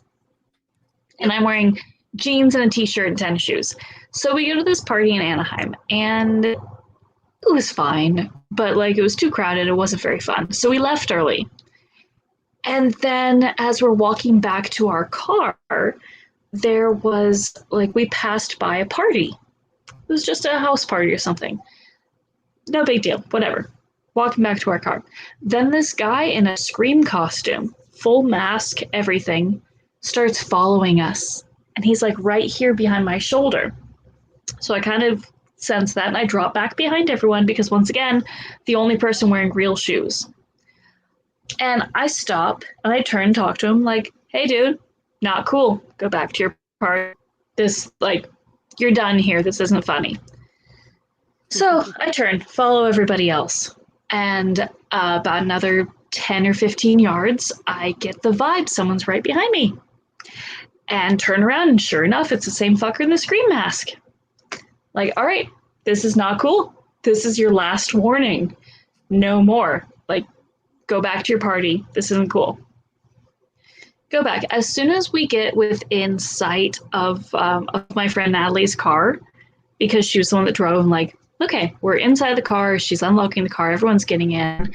I stop, and I can still feel someone's next to me. So without turning, I yell, stop. And I throw my elbow back as hard as I fucking could. And I connected with something, and I felt a crunch. So I don't know if I broke his nose, if I hit him in the throat, if I hit a collarbone, whatever it was. I don't care. So whatever it was, I hit him hard enough that he went down. At the same point, two girls from this party have run up and following us and are like checking up on him. You hurt our friend. Oh, Rachel, I lost you there.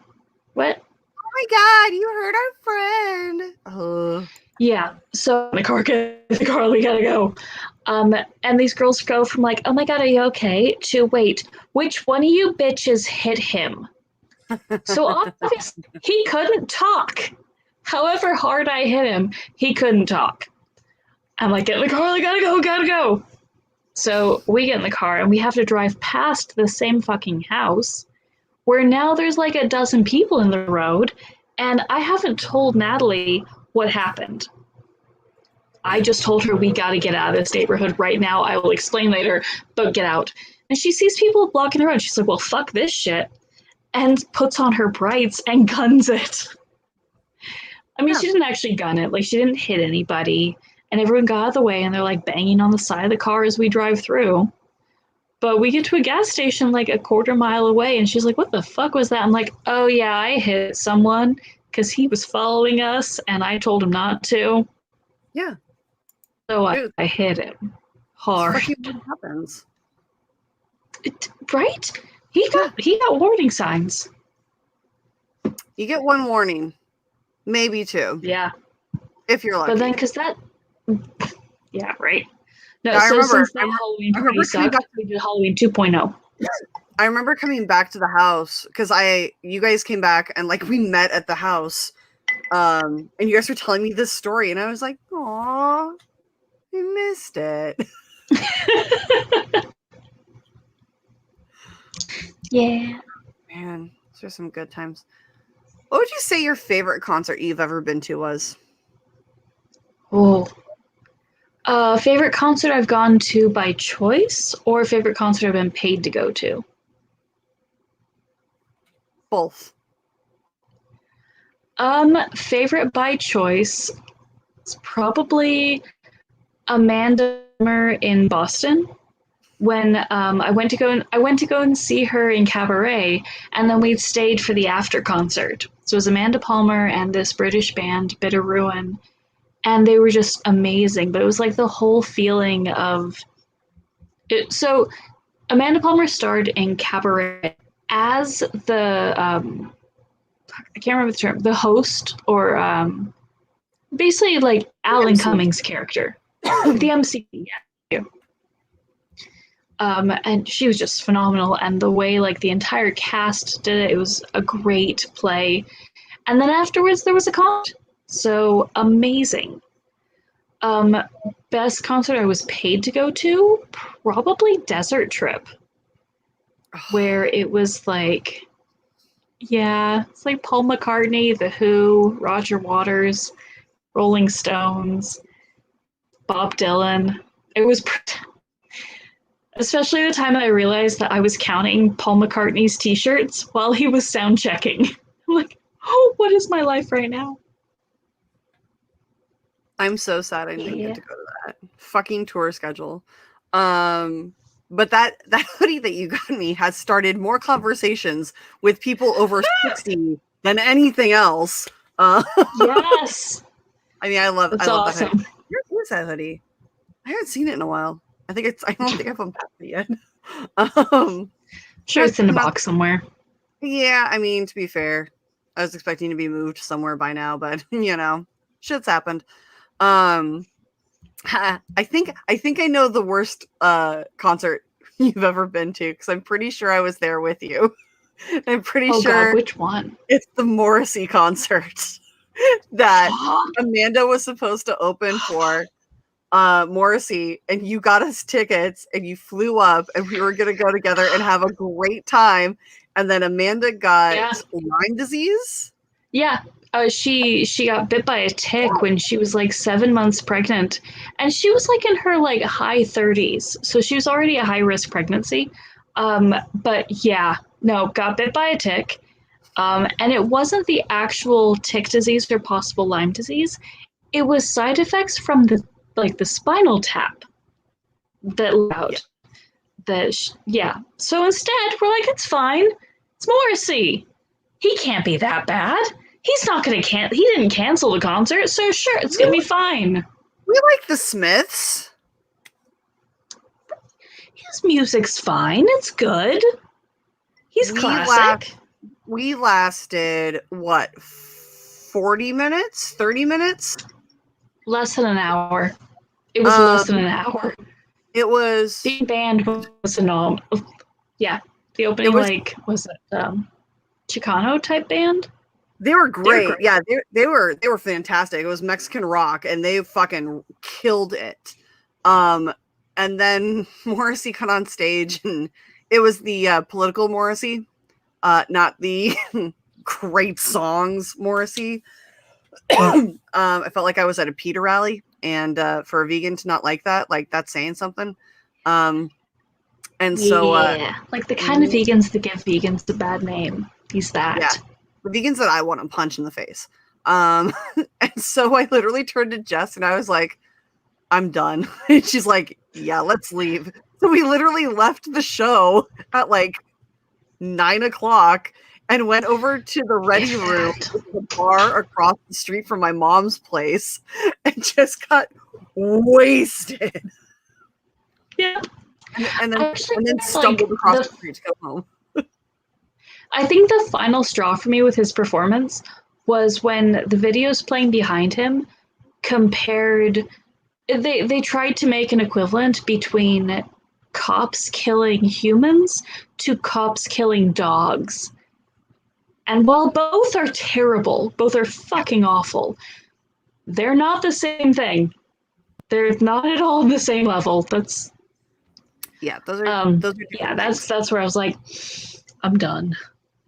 Yeah, so we left, and that was like the most amazing thing. Oh, Chris wants to know what's on my shirt. So funny enough, I literally wore this tonight because of Jess. Jess was on the what was the name of the tour again? It's the Great Cheesy Movie Circus Tour. Was the name of the whole tour? It's the Mystery Science Theater 3000. It looks like one of those old like circus posters. I fucking love it. It's also super fucking soft. So Jess and I, after a while, Jess and I started getting on separate tours, and we would like send swag back and forth to each other. I think my favorite was you were playing in Kansas City, Missouri at the Starlight, and I was going to be there like Yep.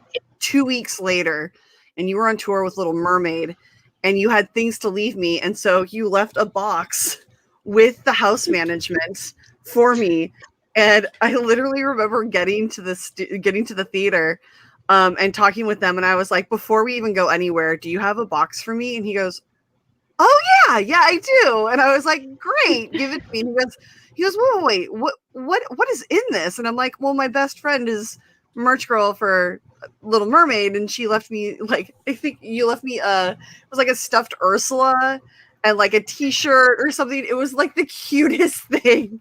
And I wept at the sight of the stuffed Ursula because Aww.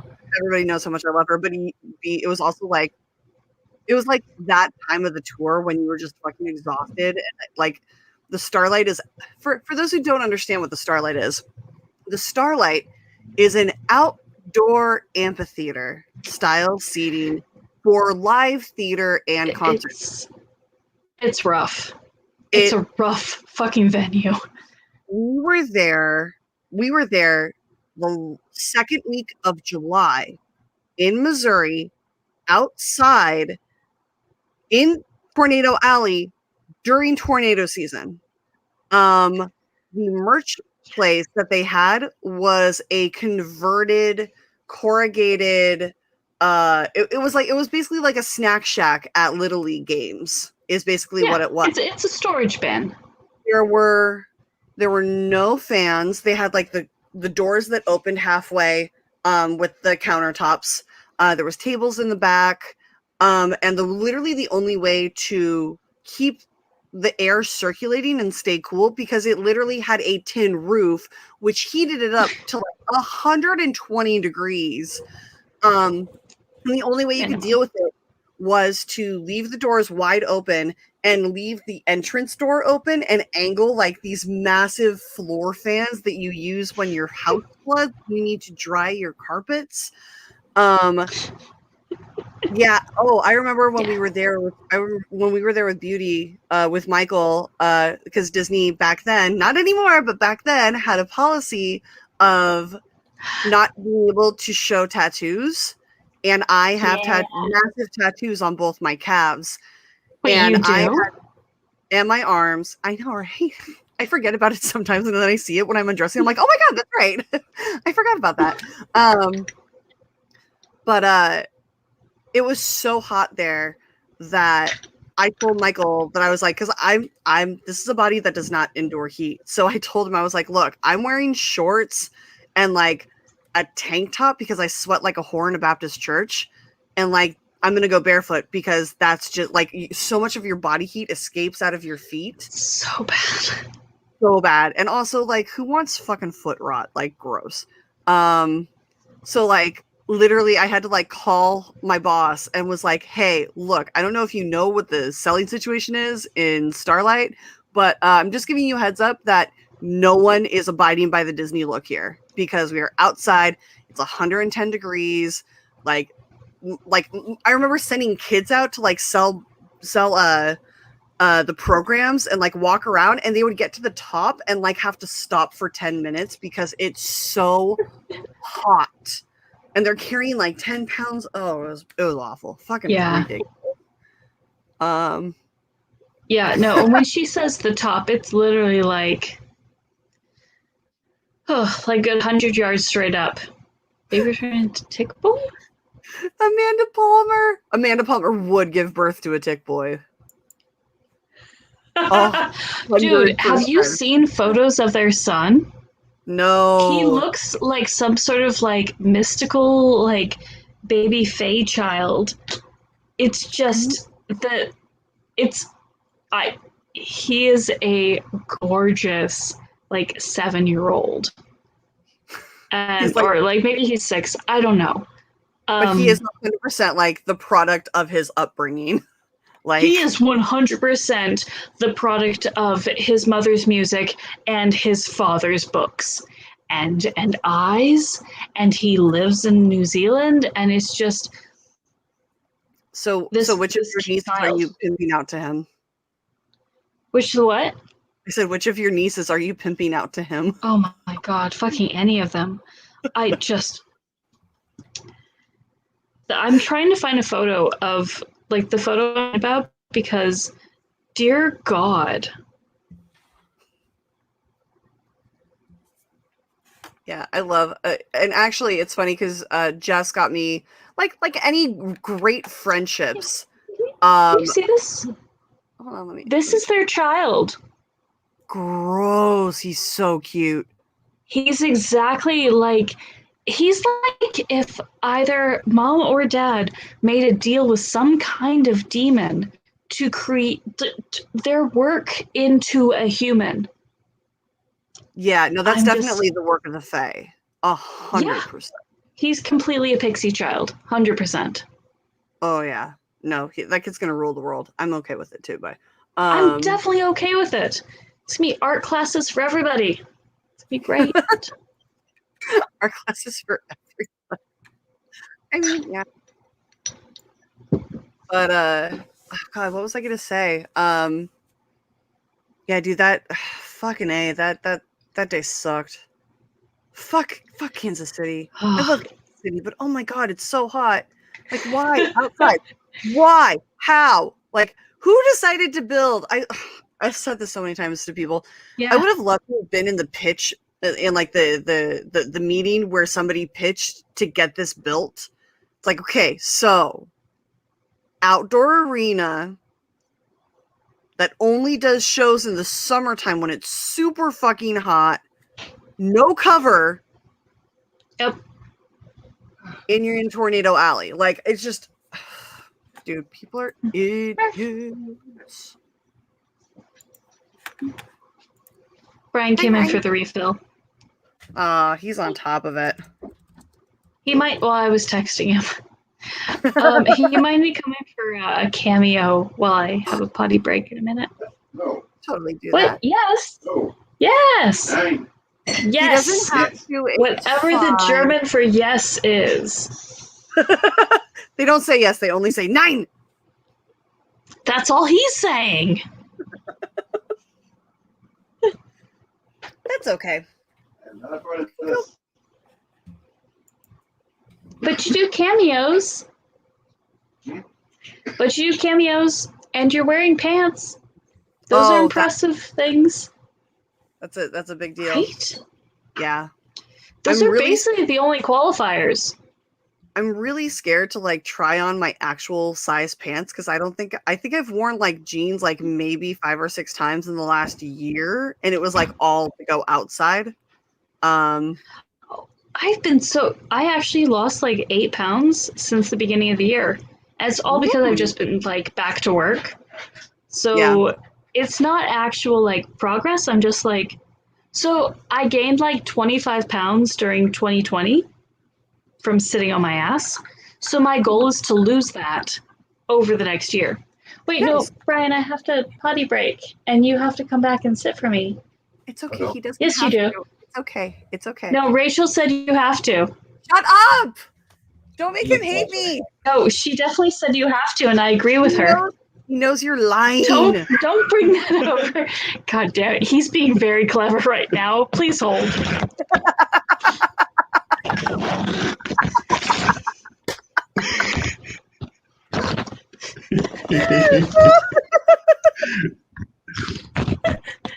You're ridiculous. I adore you so much. Just. Oh my God. Oh. How you been, Brian? Really good. You got. I really love your big smile. It just lights up my life. Yeah, I made this guy like months ago, like near the beginning of the pandemic, when I saw someone like made on YouTube. I'm like, I must make one of myself. No, explain to people what it is, because I already know what it is. But it's basically just a mount onto the clips onto the back of the laptop screen that you can like put in front of the webcam. Anyway. It's so fucking clever and so fucking funny. It's so funny.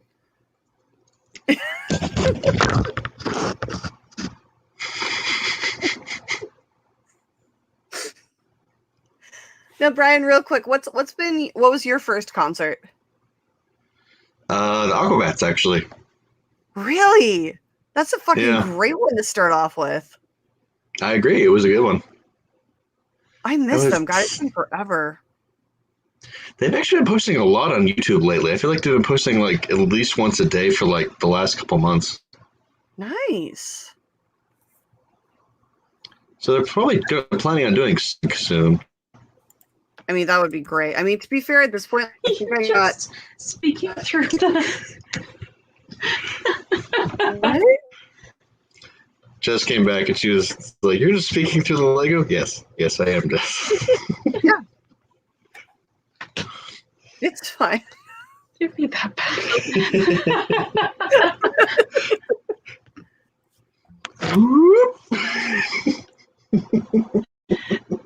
That happened. Weirder shit has happened on this show. Like, let's just be honest. Yeah. I don't know. Have you ever had a guest subbed in for a Lego minifig No, but during a potty break? no, we have I have had conversations with people's pets. Oh my god. Which was You kind of just did, actually. No, I'm not gonna rub Brian's belly when I come and visit you. He's not gonna curl up in my lap and let me rub his belly. That's just creepy and weird. That's fair. Yeah. Like I don't have a lot of personal lines, but that's one of them. And it's like a person. It's like that's a person by person thing. Like, Yeah. This one was like, we have friends that would fine. curl up in my lap and let me pet their belly, and it would be fine and funny and adorable. yeah. Brian is not one of them. It's just not. It would be like trying to pet a dwarf. Like, you don't do that. Don't have a dwarf belly. Gimli would not approve. Well, maybe if Legolas wasn't there. Don't tell the elf. I would watch that movie. I'd watch that. No, that's a I'd porn. watch that twice. My god, if there was a Lord of the Rings musical porn? Guys, if you can find this for us, like it, I feel like it should exist. It's got to exist. I mean, there's Lord of the Cock Rings, which is, or is it Lord of the G Strings? It's one of those, but it's not a musical. No, it's not. And I feel like more porn should be musical. Right. Yeah. I feel like there should be more. God, it's been 2.5 hours. This shit. I mean, Smurfs are much smaller. both is good. I mean, also dwarves. There's less body makeup, so less of weird blue transfer. I mean, more hair though. I feel like dwarves are a little furry. There's an entire demographic for that. So. Oh, I know. I love that I was reading this one thing that basically described that the entire reason the internet works the way it does is that there is a very small group of people who do the troubleshooting and actually make things work. And most of them are furries. And then as the furry network expands and like the IT side of it, it just gets bigger and bigger. And I think that's hilarious and amazing all at the same time. I love furries. They're adorable. Now, speaking of furries, have you ever seen the movie Pottersville? No. With Michael Shannon? I don't think I have. It's fucking great. It's so weird. It takes place in like this middle of nowhere town. It takes place in this middle of nowhere town. and he gets like his girlfriend, played by Christina Hendricks, callbacks. Oh, okay. Dumps him. He gets drunk and like wanders out into the woods in like one of those hunting suits that like is camo but also has like moss on it and shit like that. And somebody Like a mistakes ghillie him. suit? Yeah, like a ghillie suit. Yeah. So, Okay. but he's drunk in a ghillie suit and he's Michael Shannon, so he's tall and lanky and drunk, so he's uncoordinated, wandering around in a ghillie suit. People think it's fucking Bigfoot. So like yeah, so the town explodes, and like you come to find out that like Christina Hendricks is a furry with like the sheriff. It's so fucking weird. It's such a weird movie, but it's so cute. I'm sorry. What is this called again? Pottersville. Pottersville. Okay. I'm gonna need to find that. It's real fun. it's real, like it's one of those movies that you're like, this got made, but I'm really glad it got made. It's really sweet. Those are my favorite. It's like, who funded this? And also, can I buy them a drink? Right? It's like, what the shit were they thinking? Oh man. Also, obvious shout out to my favorite zombie movie, Pontypool, which reminded me of the Potterville. Like, yeah. Did we watch that on the bus on tour? On tour with Mystery Science. That's the only movie Joel actually watched all the way through. Really?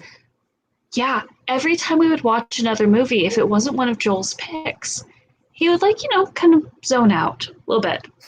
Like you do, which makes sense. But with Pontypool, he was actually sucked in the entire movie to where, like, the rest of our cast and crew pulled me aside the next day and they're like, where did you find that movie? Like, Joel actually watched it. He never does that. He doesn't even watch his own movies. Did you play them Mirror Mask? No, we didn't get a chance. See, I think that he would have watched that too. Oh my god. I know. Chris has an update. Lord of the G-Strings is a Skinamax classic. Of course it is. There's something great about Skinamax. Like, it's just so bad. And so much fun. Oh yeah. No, just all great, terrible movies. I literally, oh my god, where is it? I remember getting it was one of those like Target has those where they're like, it's 100 movies of like I have the one of I have the sci-fi one you gave me. Yeah, that's the one I was gonna say, because I have the drive-in like cult classics. So it's like, nice. It's like Kill Pussycat Faster, and like all those, but like that's the best one of the 100. And they just get worse from there on in. They're so great and so much fun. And I found one for Jess. I think it was like $8. And I'm like, this is the most amazing $8 I will ever spend on this woman. And I like handed it over to you. And you were like, yeah, no, I can see it's on our DVD shelf right now. I'll be honest, I don't think I've opened it yet because I've seen probably half of them already. But they're so good and they're so bad. And can you tell when I got the chance to tour with Mystery Science Theater, I lost my fucking mind. I mean, I think you threatened to cut the person who got hired instead of you. And they were like, okay, fine. Well, this is like just a matter of safety at this point. I mean, I might have. When my friend Mike was like, hey, we've got this tour and blah, blah. I'm like, all right, it sounds cool. I'm like, and he's like, yeah, it's called Mystery Science something. I'm like, Mystery Science Theater 2000. And he's like, yeah, how did you know? I'm like, I will fucking stab anyone in front of me for that role. It's mine. Yeah, it's remember perfect. that mom in Texas who killed the girl for her daughter to cheerlead? I taught her everything she knows. Yeah. And then, like, we got the tour because nerds. Like when we were interviewing for it, and our manager was like, "Yes, like we want you to have the tour. We're going to sign it. The only thing is that your uniform during selling periods is gonna be the jumpsuit, because Mystery Science Theater they wear a jumpsuit. It's a thing. But yeah, so he's like, so you're gonna have you wear a jumpsuit, and Brian and I both at the same time went, yes. And the other line, it went quiet. It went real quiet for a few too many seconds. They're like, well, that's good. That's great. And we're like, oh, fuck, they didn't realize who they hired, did they? You fools. The level of nerd that you have just introduced. Right. Yeah. I think no, Stardew. We're not saying that zombie movies are terrible. I said zombie movies and terrible movies. Yes, she loves every type of terrible movie out there. I haven't seen Warm Bodies yet, but I really like the premise of it. I know, I should have seen it, but I just didn't get around to it. It's cute. It's definitely worth the watch. It looks cute. Like it looks nice. It looks like it has a happy ending. It's I remember researching Shakespeare adaptations, and apparently this one gets compared to like Romeo and Juliet, and I'm like, that's a very loose adaptation. It's a very, very loose. I'm like, yes, kind of. If like the Montagues and Capulets were like humans and zombies and like not real like, I mean, it's a push, but I mean, let's be honest, as long as he was getting paid, Shakespeare would be down for any fucking compilation or like version of his products. He's like, well, this is silly. Wait, I get 10%? I support. He was down for whatever money he could make. I'm in. I still need to see Hamlet 2. It's one of Brian's favorites that we just haven't gotten around to. Sorry, what? Hamlet 2? Hamlet 2. I guess it's like a high school art director who creates Hamlet 2. I don't know. Like I said, I've never seen it. The one line he keeps repeating is apparently they pan on like a sign for the city of Tucson. It's like, Tucson, where dreams go to die. It's a little on the nose. Hit that button real quick. I think my favorite zombie adaptation was definitely Pride and Prejudice and Zombies. Like, still haven't seen that. So good. It literally still tells the entire story of Pride and Prejudice, which I am not a big fan of. Like most of the, like Jane Austen is just like not the writer for me. Like I understand why people love her and that she's a beloved actor or a writer. I get it. It's not for me. She's but very this, if they fucking gave all of her movies this kind of treatment, I'm down. Like put some werewolves in Emma, I'm in. It would be fantastic. Isn't there another Jane Austen that had werewolves added to it? I don't know. No, I'm thinking Abraham Lincoln. Never mind. Oh, Abraham Lincoln, Vampire Hunter. I so love much that fun. movie. So much fun. The book is way better. I highly recommend the book. I wish it had stuck a little more to the book adaptation, like to the source material. But the movie is just insane and just ridiculous. Yeah. I just love that there's strong opinions and definitions between Abraham Lincoln as a human, Abraham Lincoln in history, Abraham Lincoln Vampire Hunter as a book versus Abraham Lincoln Vampire Hunter as a movie. Yeah. Like archaeologists finding these things all in the same bucket are going to be so confused. I mean, it's like when Idiocracy came out and everyone's like, oh, this is such a funny movie. And I'm like, fuck you. This was a documentary from the future sent back to us telling us to get our shit together. This is not funny. This is a cautionary This is tale, not a motherfucker. tutorial. Yeah. That's like, You know, when no, it's awful. so my mom works at the yes, Rock Me Sexy Jesus.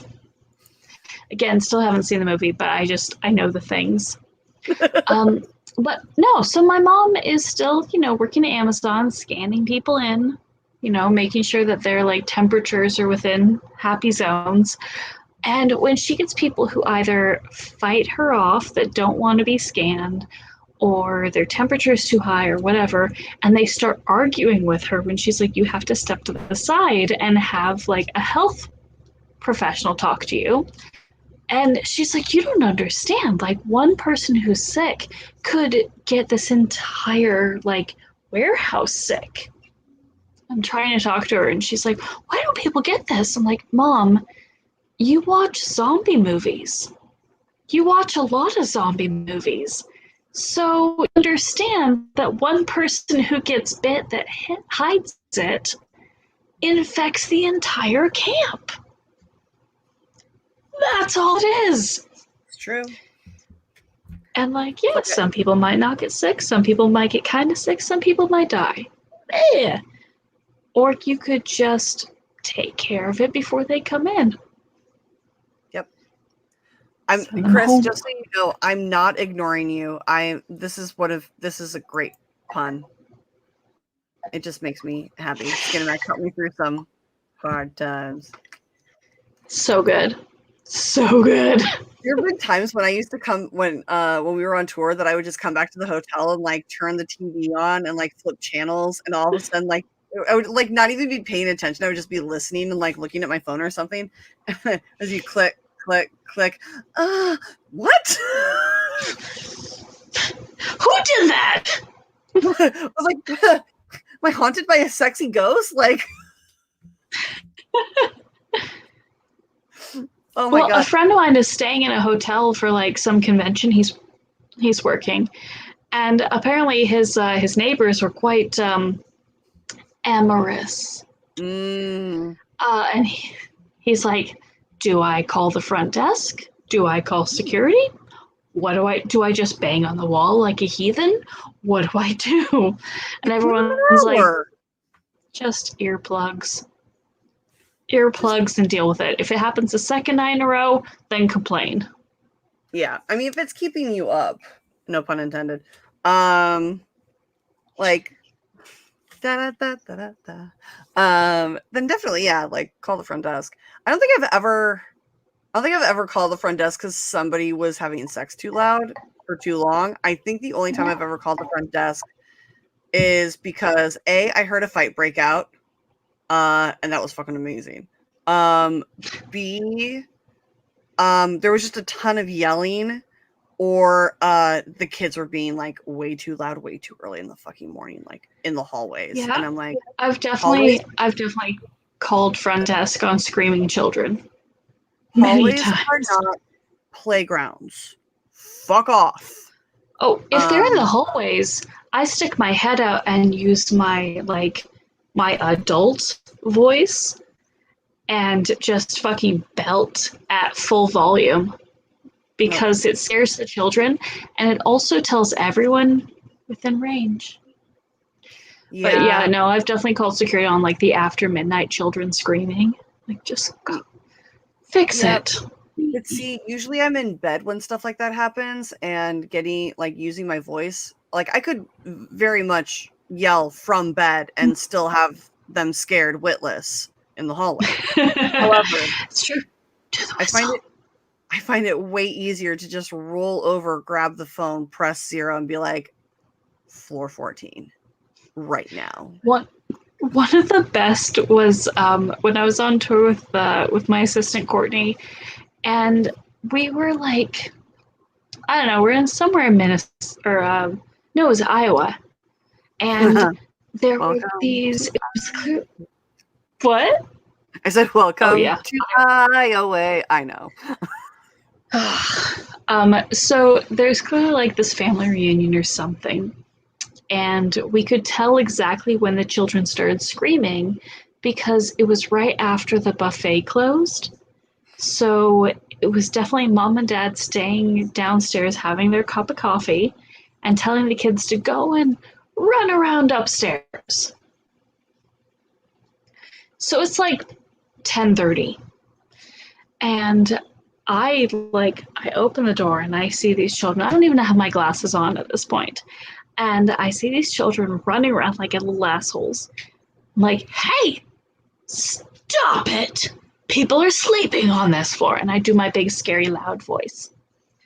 Meanwhile, Courtney, who's still in bed, yells at full volume, Santa's gonna fucking kill you!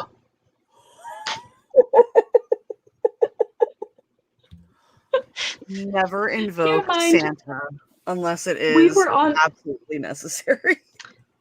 This was November, and we were on tour with Rudolph the Red-Nosed Reindeer. No, that's fair. Yeah. Shut the door, and she's like, oh, I'm like, you good? Yeah, actually. Like, well, they stopped running. It's true. Yeah, I always, whenever it comes to children doing that, like, I can't talk to them because the only thing that will come out of my mouth is the monologue from Tommy Boy. I know where you live. I know where you live, and I've seen where you sleep. Your mother will cry when she sees what I've done to you. I will 100% scream that at an unknowing child, which I'm pretty sure I could get arrested for doing that because technically it's a death threat. But yeah, so it keeps me. That's also one of my favorite quotes from any movie ever. It just sums up like the need every now and then to just fucking let kids know that they are not in church. Also, you're not mine, so I don't have to deal with you on a daily basis. Fuck off. Oh my god, we've had some screaming. Like now that like restaurants have opened up and stuff, we've had more families come in with screaming children. And this one night we had a table that had a moderately behaved infant, and then another table that came in that had a not so well behaved infant, and the two of them started screaming at each other. And I was just like, okay, so who took their birth control? Everyone have a reminder? Oh man. But yeah, it's great every now and then to be reminded of why I don't want children. Although at this point, I'm just like, ugh, it sounds like so much fucking work. Well, I figure that, like, I mean, I have the kids at work. I have the kids I tour with. I have the kids that I did tour with. I have my nieces. Like, I have kids. I just didn't feel the need to, like, produce any of them. Yeah. I took the easy route. And claim them forever and ever. Oh my god, so much less paperwork this way. So much less paperwork. Yeah, no, I'm very appreciative of the friends of ours that have decided to have children, and the vast amount of us that are like, no, we're going to be career aunts and uncles. Right?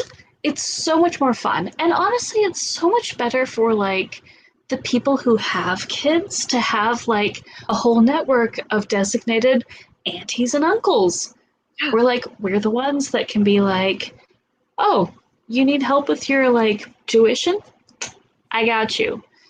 Or you need someone to babysit the kids for 2 weeks? I got you. This is how much of auntie gets slipped into our everyday thing. So 2 weekends ago when I was in Florida for the wedding, there was a flower girl legitimately named Leia. Her brother was Luke, not joking. And she was dressed. God. First of all, you got to see the picture of this kid. She's dressed up as Leia with a Wookiee stuffed animal. Like she's literally the cutest. But so we're sitting at like the table, and we're sitting at the table waiting for the reception to start. And one of the dads is standing behind me, and he's holding Leia, who is out cold before the reception even starts. And I'm just like, I'm like, how you doing up there? He goes, well, she's starting to get really heavy. And I was like, I can hold her. I'm like literally sitting right here. He's like, all right, thanks. And literally just like gives me Leia. So I'm sitting there. Sack of potatoes. I'm just sitting there with this child snuggled in, all nuzzled against my neck. So sweet. And I'm just sitting there like holding her, like rocking back and forth. I'm just like, oh, baby. And like everybody at the tables was like, oh my God, Rachel's got baby fever. And I'm like, no. I know I get to give her back. Like this is the good part. This is the part that, you know, is fun.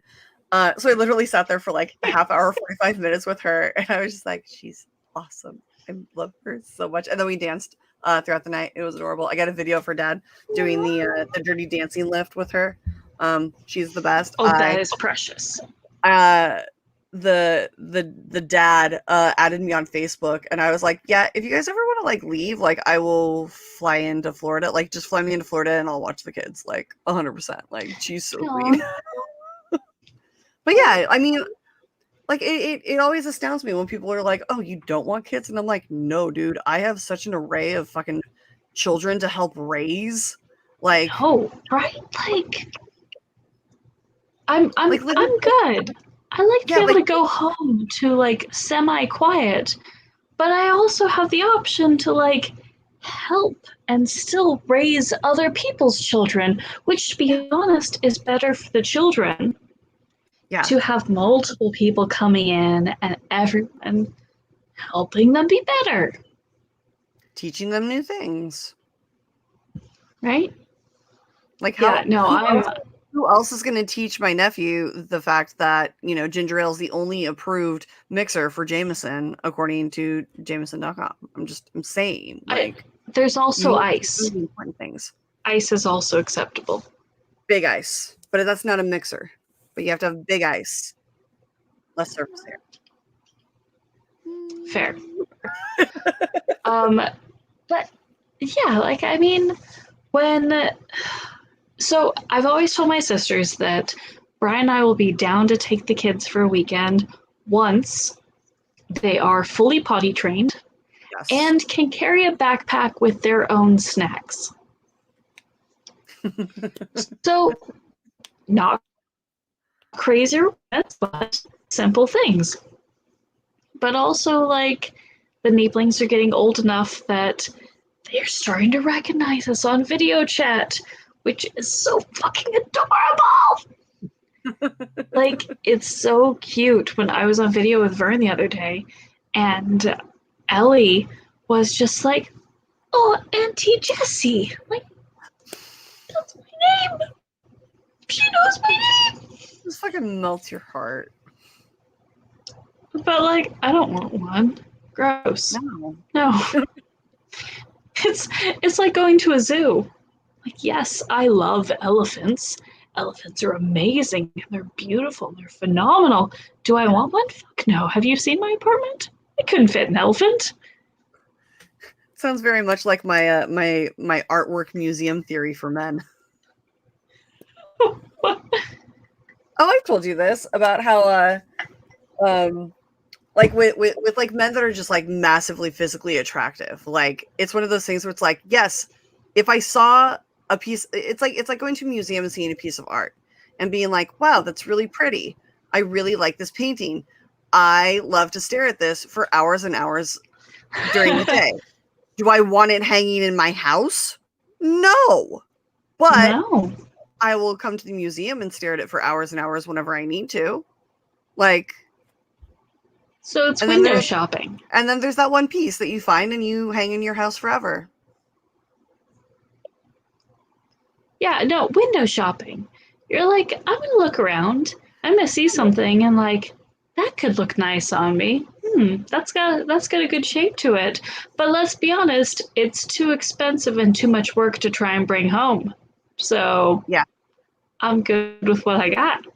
Yeah, it's not machine washable. If you try to, it's going to bleed all over everything and ruin all of your clothes.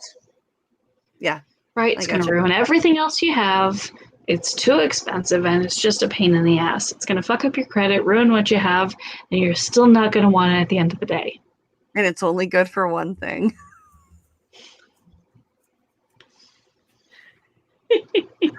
Got it. All right, guys, it's getting a little late. I'm getting hungry. I haven't eaten dinner. It is 10:30. I also have to pee. So we're going to do 10 minutes left. So if you guys have any fucking questions, throw them in. I don't give a shit. Ask us whatever. You're weird. Yeah, get as weird as you want. I mean, oh my god, last Saturday, I was on Point of Views. They do a happy hour on Saturdays, so they bring a guest in. And it's very like that. You have a mixed drink. I did the Sea Witch, which was the drink at the bar for Ariel's Grotto. Okay. It's so fucking good. So It we were sounds drinking good. that. And like we only had like an hour. We had a set hour and a half to do it in. So they were like, okay, we're gonna get real weird real quick. So chug your drink and let's go. It got to the point where somebody asked the question, what's one thing that you do that always makes you happy? Okay. That's what's one thing you do that always makes you happy. Coffee. I make coffee. Okay. No, I've got an AeroPress, and so I literally make coffee like 1 cup at a time, and it's this whole process, and it takes a lot of time, and the coffee's fine. Like, it's not anything to write home about, but like it's fine. But it's the whole process about it, and I add. It's nice. See, I said I've become masturbation. extraordinarily boring in my age. See, I said masturbation. So, Oh, nice. Oh, that's fun too. yeah. And so it was like every time, and I'm like, dude, if you're not happy every time you do it, like, what's the point? You're doing it wrong. You're doing it wrong. How Yeah. else? I mean, yes, I get it. There are psychological issues and shit that can. I get it. But if you're still like not having fun with it, come on.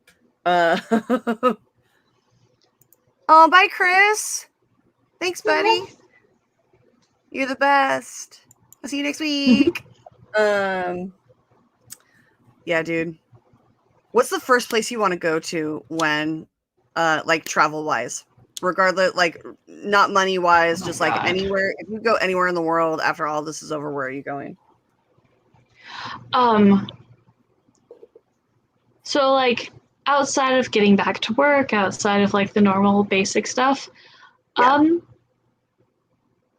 you're gonna laugh. Abu Dhabi. Okay. So my dad's is that because you fiance. Is that because you can't wear tight clothes as a female? I see what you're doing. No, not at all. So my dad's fiance, one of her daughters lives in Abu Dhabi. Right.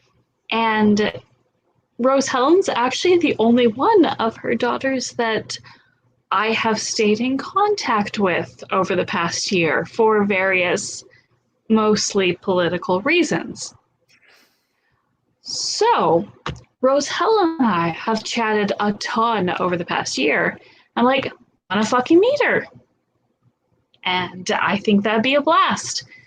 So that, I guess, would be the first big international thing I would want to do. Obviously, like, I just want my job back. I'm sick of making pizzas. Like, it's fine. It's okay. But, like, I would like my job back, please. So, I don't know when I'll be able to do international travel again. Because my Aunt Patty apparently is living in California with one of her daughters. Really? Yeah, Patty, the one that splits her time between Mexico. Yeah. Mexico and like U.S. I for a second, my heart stopped. I thought she had given up the villa. I was like, why is she in California? Oh no. She's, to my knowledge, she's kept the house in San Sebastian, as well as the house in Puerto Vallarta, and she's staying with my cousin Rebecca in Montecito. Gotcha. So in like Barbara County. Yeah. And I'll tell you more about that later via text, but because it's a long one. No, there's stuff. Awesome. Yeah.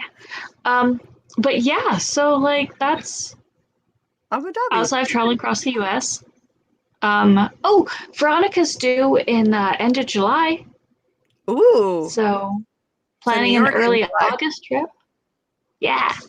Nice. Yeah. Yeah, I think internationally. It's a lot of normal travel and then nothing exciting. Aw, thanks, Peggy. Love you, girl. Aw. Peggy's the best. She's in the net. I like her hair. I know. I fucking love that. I don't think she has a cut. It's not the same cut anymore, but like that looks really good on her, and like it takes a lot for me to like pick someone. But yeah, she's fucking hot. It's fine. But I think internationally, if I could go anywhere, I would definitely want to finally go New Zealand and go to Hobbiton. Yeah. Because I've never been. I always wanted to go. Also, I just want to like be around like men with the New Zealand and Australian accents down there. I don't want to go to Australia because Australia is the land of nightmarish creatures. I think there's a hellmouth open outside of Sydney, and like these creatures just keep coming out, and it's the scariest fucking thing in the world. But I have a good friend that lives in South Australia. If you ever need like suggestions and stuff down there. It's just I don't like creatures that can eat me, and they've got a lot. I feel like if you stick to the cities, you'll be fine. You say that, and then Chris Hemsworth posts those videos of like snakes in his house, and I'm like, no. Chris to who? Chris Hemsworth. Oh, Thor.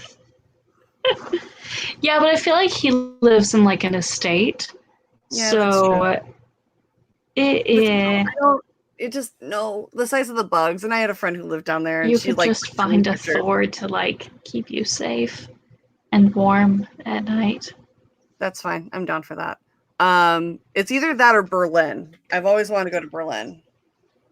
Nice. But I would really like the world to open back up so that I could get the job that I was interviewing for right before it shut down, because it involves a move, a little bit of travel, time zone wise, but not much, because I've realized coming back from Florida yesterday, this time change is fucking me up. And we used to be so good at it. That is not the case anymore. I used to be able to switch time zones like I was switching contacts. Not a big issue, and everything was clearer in the morning. Not the case anymore. My body is like such a good analogy. We're done with that. Yeah, right. I totally can. All right. My body is like no. What? My body says no. No. As far as like time zones and things. Oh yeah, it's rough now. But yeah, if anybody has any last questions, otherwise I'm gonna try and pull my body out of whatever it was just stuck in. My knees are. I have a very narrow desk right here. My knees were like in between, and I'm wearing shorts, so like my skin's stuck a little because fatness. I understand this. Yeah, it's not as much of an issue. Although I did notice some benefits when I was in LA, or I'm sorry, when I was in Orlando and walking Elliot, the Wonder Pup. Mm-hmm. I was like, oh yeah, my joints are feeling better. Like, of course they should. It's movement, and I haven't been moving lately, and blah blah blah. And then warm. Like, literally the last day that it was just me and Elliot, and like I was picking up Alicia the next or that night. It was like the last walk that I was gonna do before I had to go pick her up. It had been storming like crazy. We're walking outside. It was like a break in the weather. And we're walking down this driveway, and he deeks, and I'm on asphalt that had just been rained on, and I fucking ate it Oh my God. I was like, I dropped down to my left knee. My right knee got twisted around. I literally like sat on the ground, the very wet ground for like 10 minutes, just being like, am I alive still? Yeah. Like if I move, am I going to break something or am I going to realize something's broken? Because everything hurt. Like my hips were super sore. The next, like it's been bad. So now I'm like, that's what I get for like trying to move my body again. Like God just came down and was like, sit. Yep. So that was Down. super fun. Although I am, I'm with you, Peggy. I haven't had my hair cut since COVID. I mean, I cut it myself, which I never advise, even though like I don't care, like hair grows back. But like, yeah, dude, I'm so excited to like fucking find a Floyd's and just be like, just make it nice and healthy. Also, I haven't had it like fix it. Well, I haven't had it looked at since I did this myself. And I need to obviously Well, it looks cute. Thanks, but it feels a little rough. So it's Yeah. This is a fresh cut from like, so jealous. I don't know. My hair is boring and dumb. I got it cut like a month ago. It looks like thread. Yeah. It just Right. I just want to get pampered. Just like a day. That sounds great. I just want to feel like a human being again. Which was always a desire while we were on the road, and now we're like off the road and we're still like zombie creatures. My God. I think the most like bougie moment I ever had on the road was when we had like an afternoon free, like not even a full day, just a couple hours in the afternoon. And I went into a mall and just had someone wash my hair for me. Oh my God. It's just like, how much do you charge for just a wash and dry? Just wash and blow dry. Nothing crazy. And they're like, 25? Like, cool. Let's do that. See, that's why I love going to Floyd's, because you always get a wash before you're cut.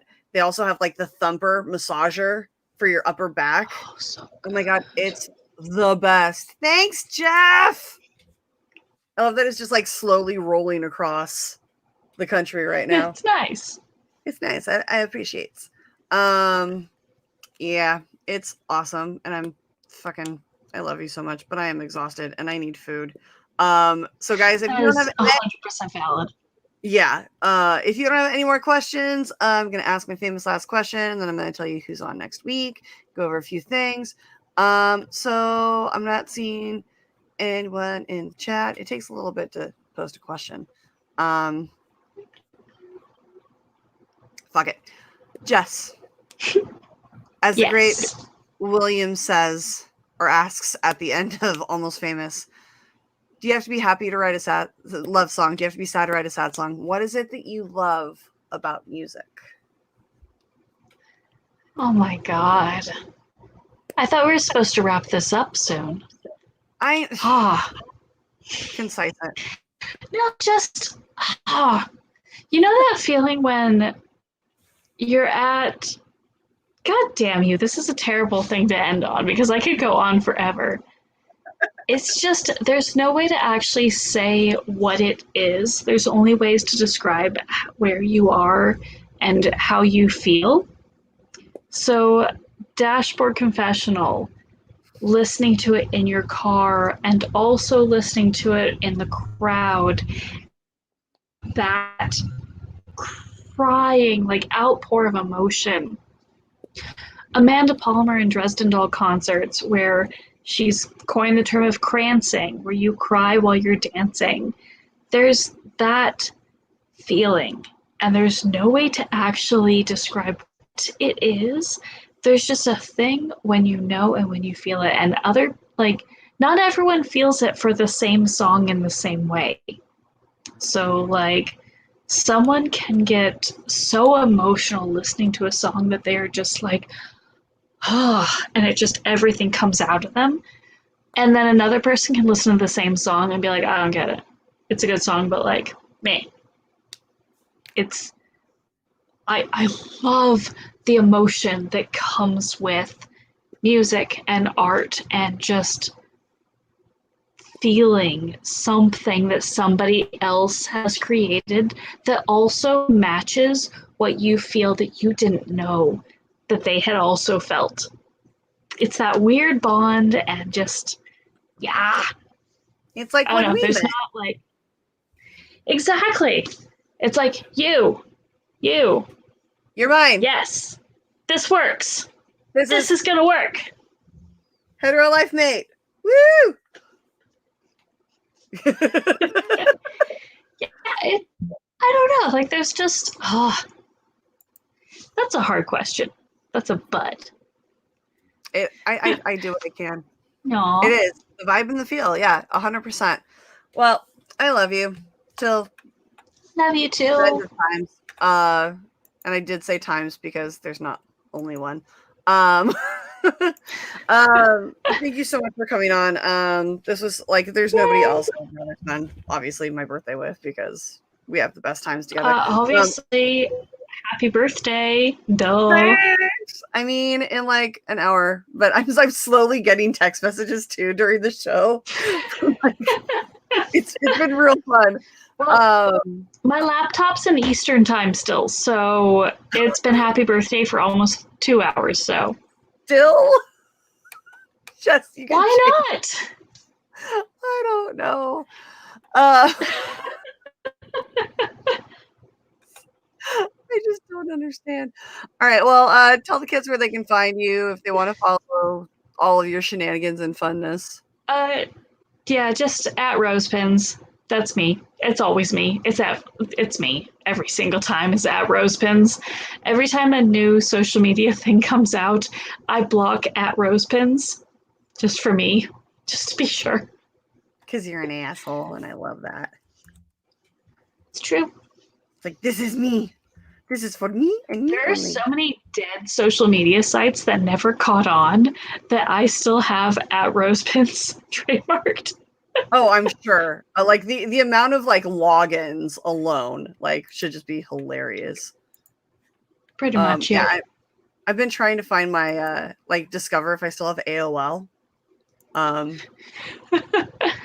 But yeah. So okay. So follow Jess. She's hilarious and wonderful. You can find me at RM Silvestrini on Twitter and Instagram. If you add me on Facebook, I'm probably not on there a lot. Like, I have a page on there. Yeah, it's. Yeah. I don't know. It's hard. This is weird. I have no legs. You can find me on Twitter and Instagram at RM Silvestrini, and at Den Twitter account as well. Den's doing amazing stuff. I'm really excited. And also tomorrow on the PJ Campbell Network, apparently I'm starting a new show on my birthday. It's going to be some sort of dating show, apparently. I'm deeply in love with the logo. I've never looked better. Sean did it, and it's just, or Sean or Max did it. I can't remember, but it's fucking amazing. But it's going to be super fun. So it's going to be 7:00 tomorrow, 7:00 Pacific tomorrow. Come to the PJ Campbell Network. It is going to be insane. I honestly have no idea what's going. I'm just the contestant. I am not the host. I don't have creative control anymore, apparently. And then next week, you can find me here at 6:30 Pacific time. My guest next week is the great Maxwell Haddad. I love him so much. You guys have seen him everywhere. He's on the Pajunkin. So come hang out next weekend. And also, I will hopefully see you tomorrow in Show Me Naughty, because Lord knows what's going to happen when we all get together. So all the fun times. To everybody out there, get your shots, still wear your mask, keep washing your hands, take care of each other so that we can see each other, and we can also not see each other because we are traveling across the countries and shit like that. Let us get our jobs back. It sounds so great. All right. Thank you, everybody, for the birthday wishes. This is so much fun. Jess, I love you. Mwah! And everybody, take care.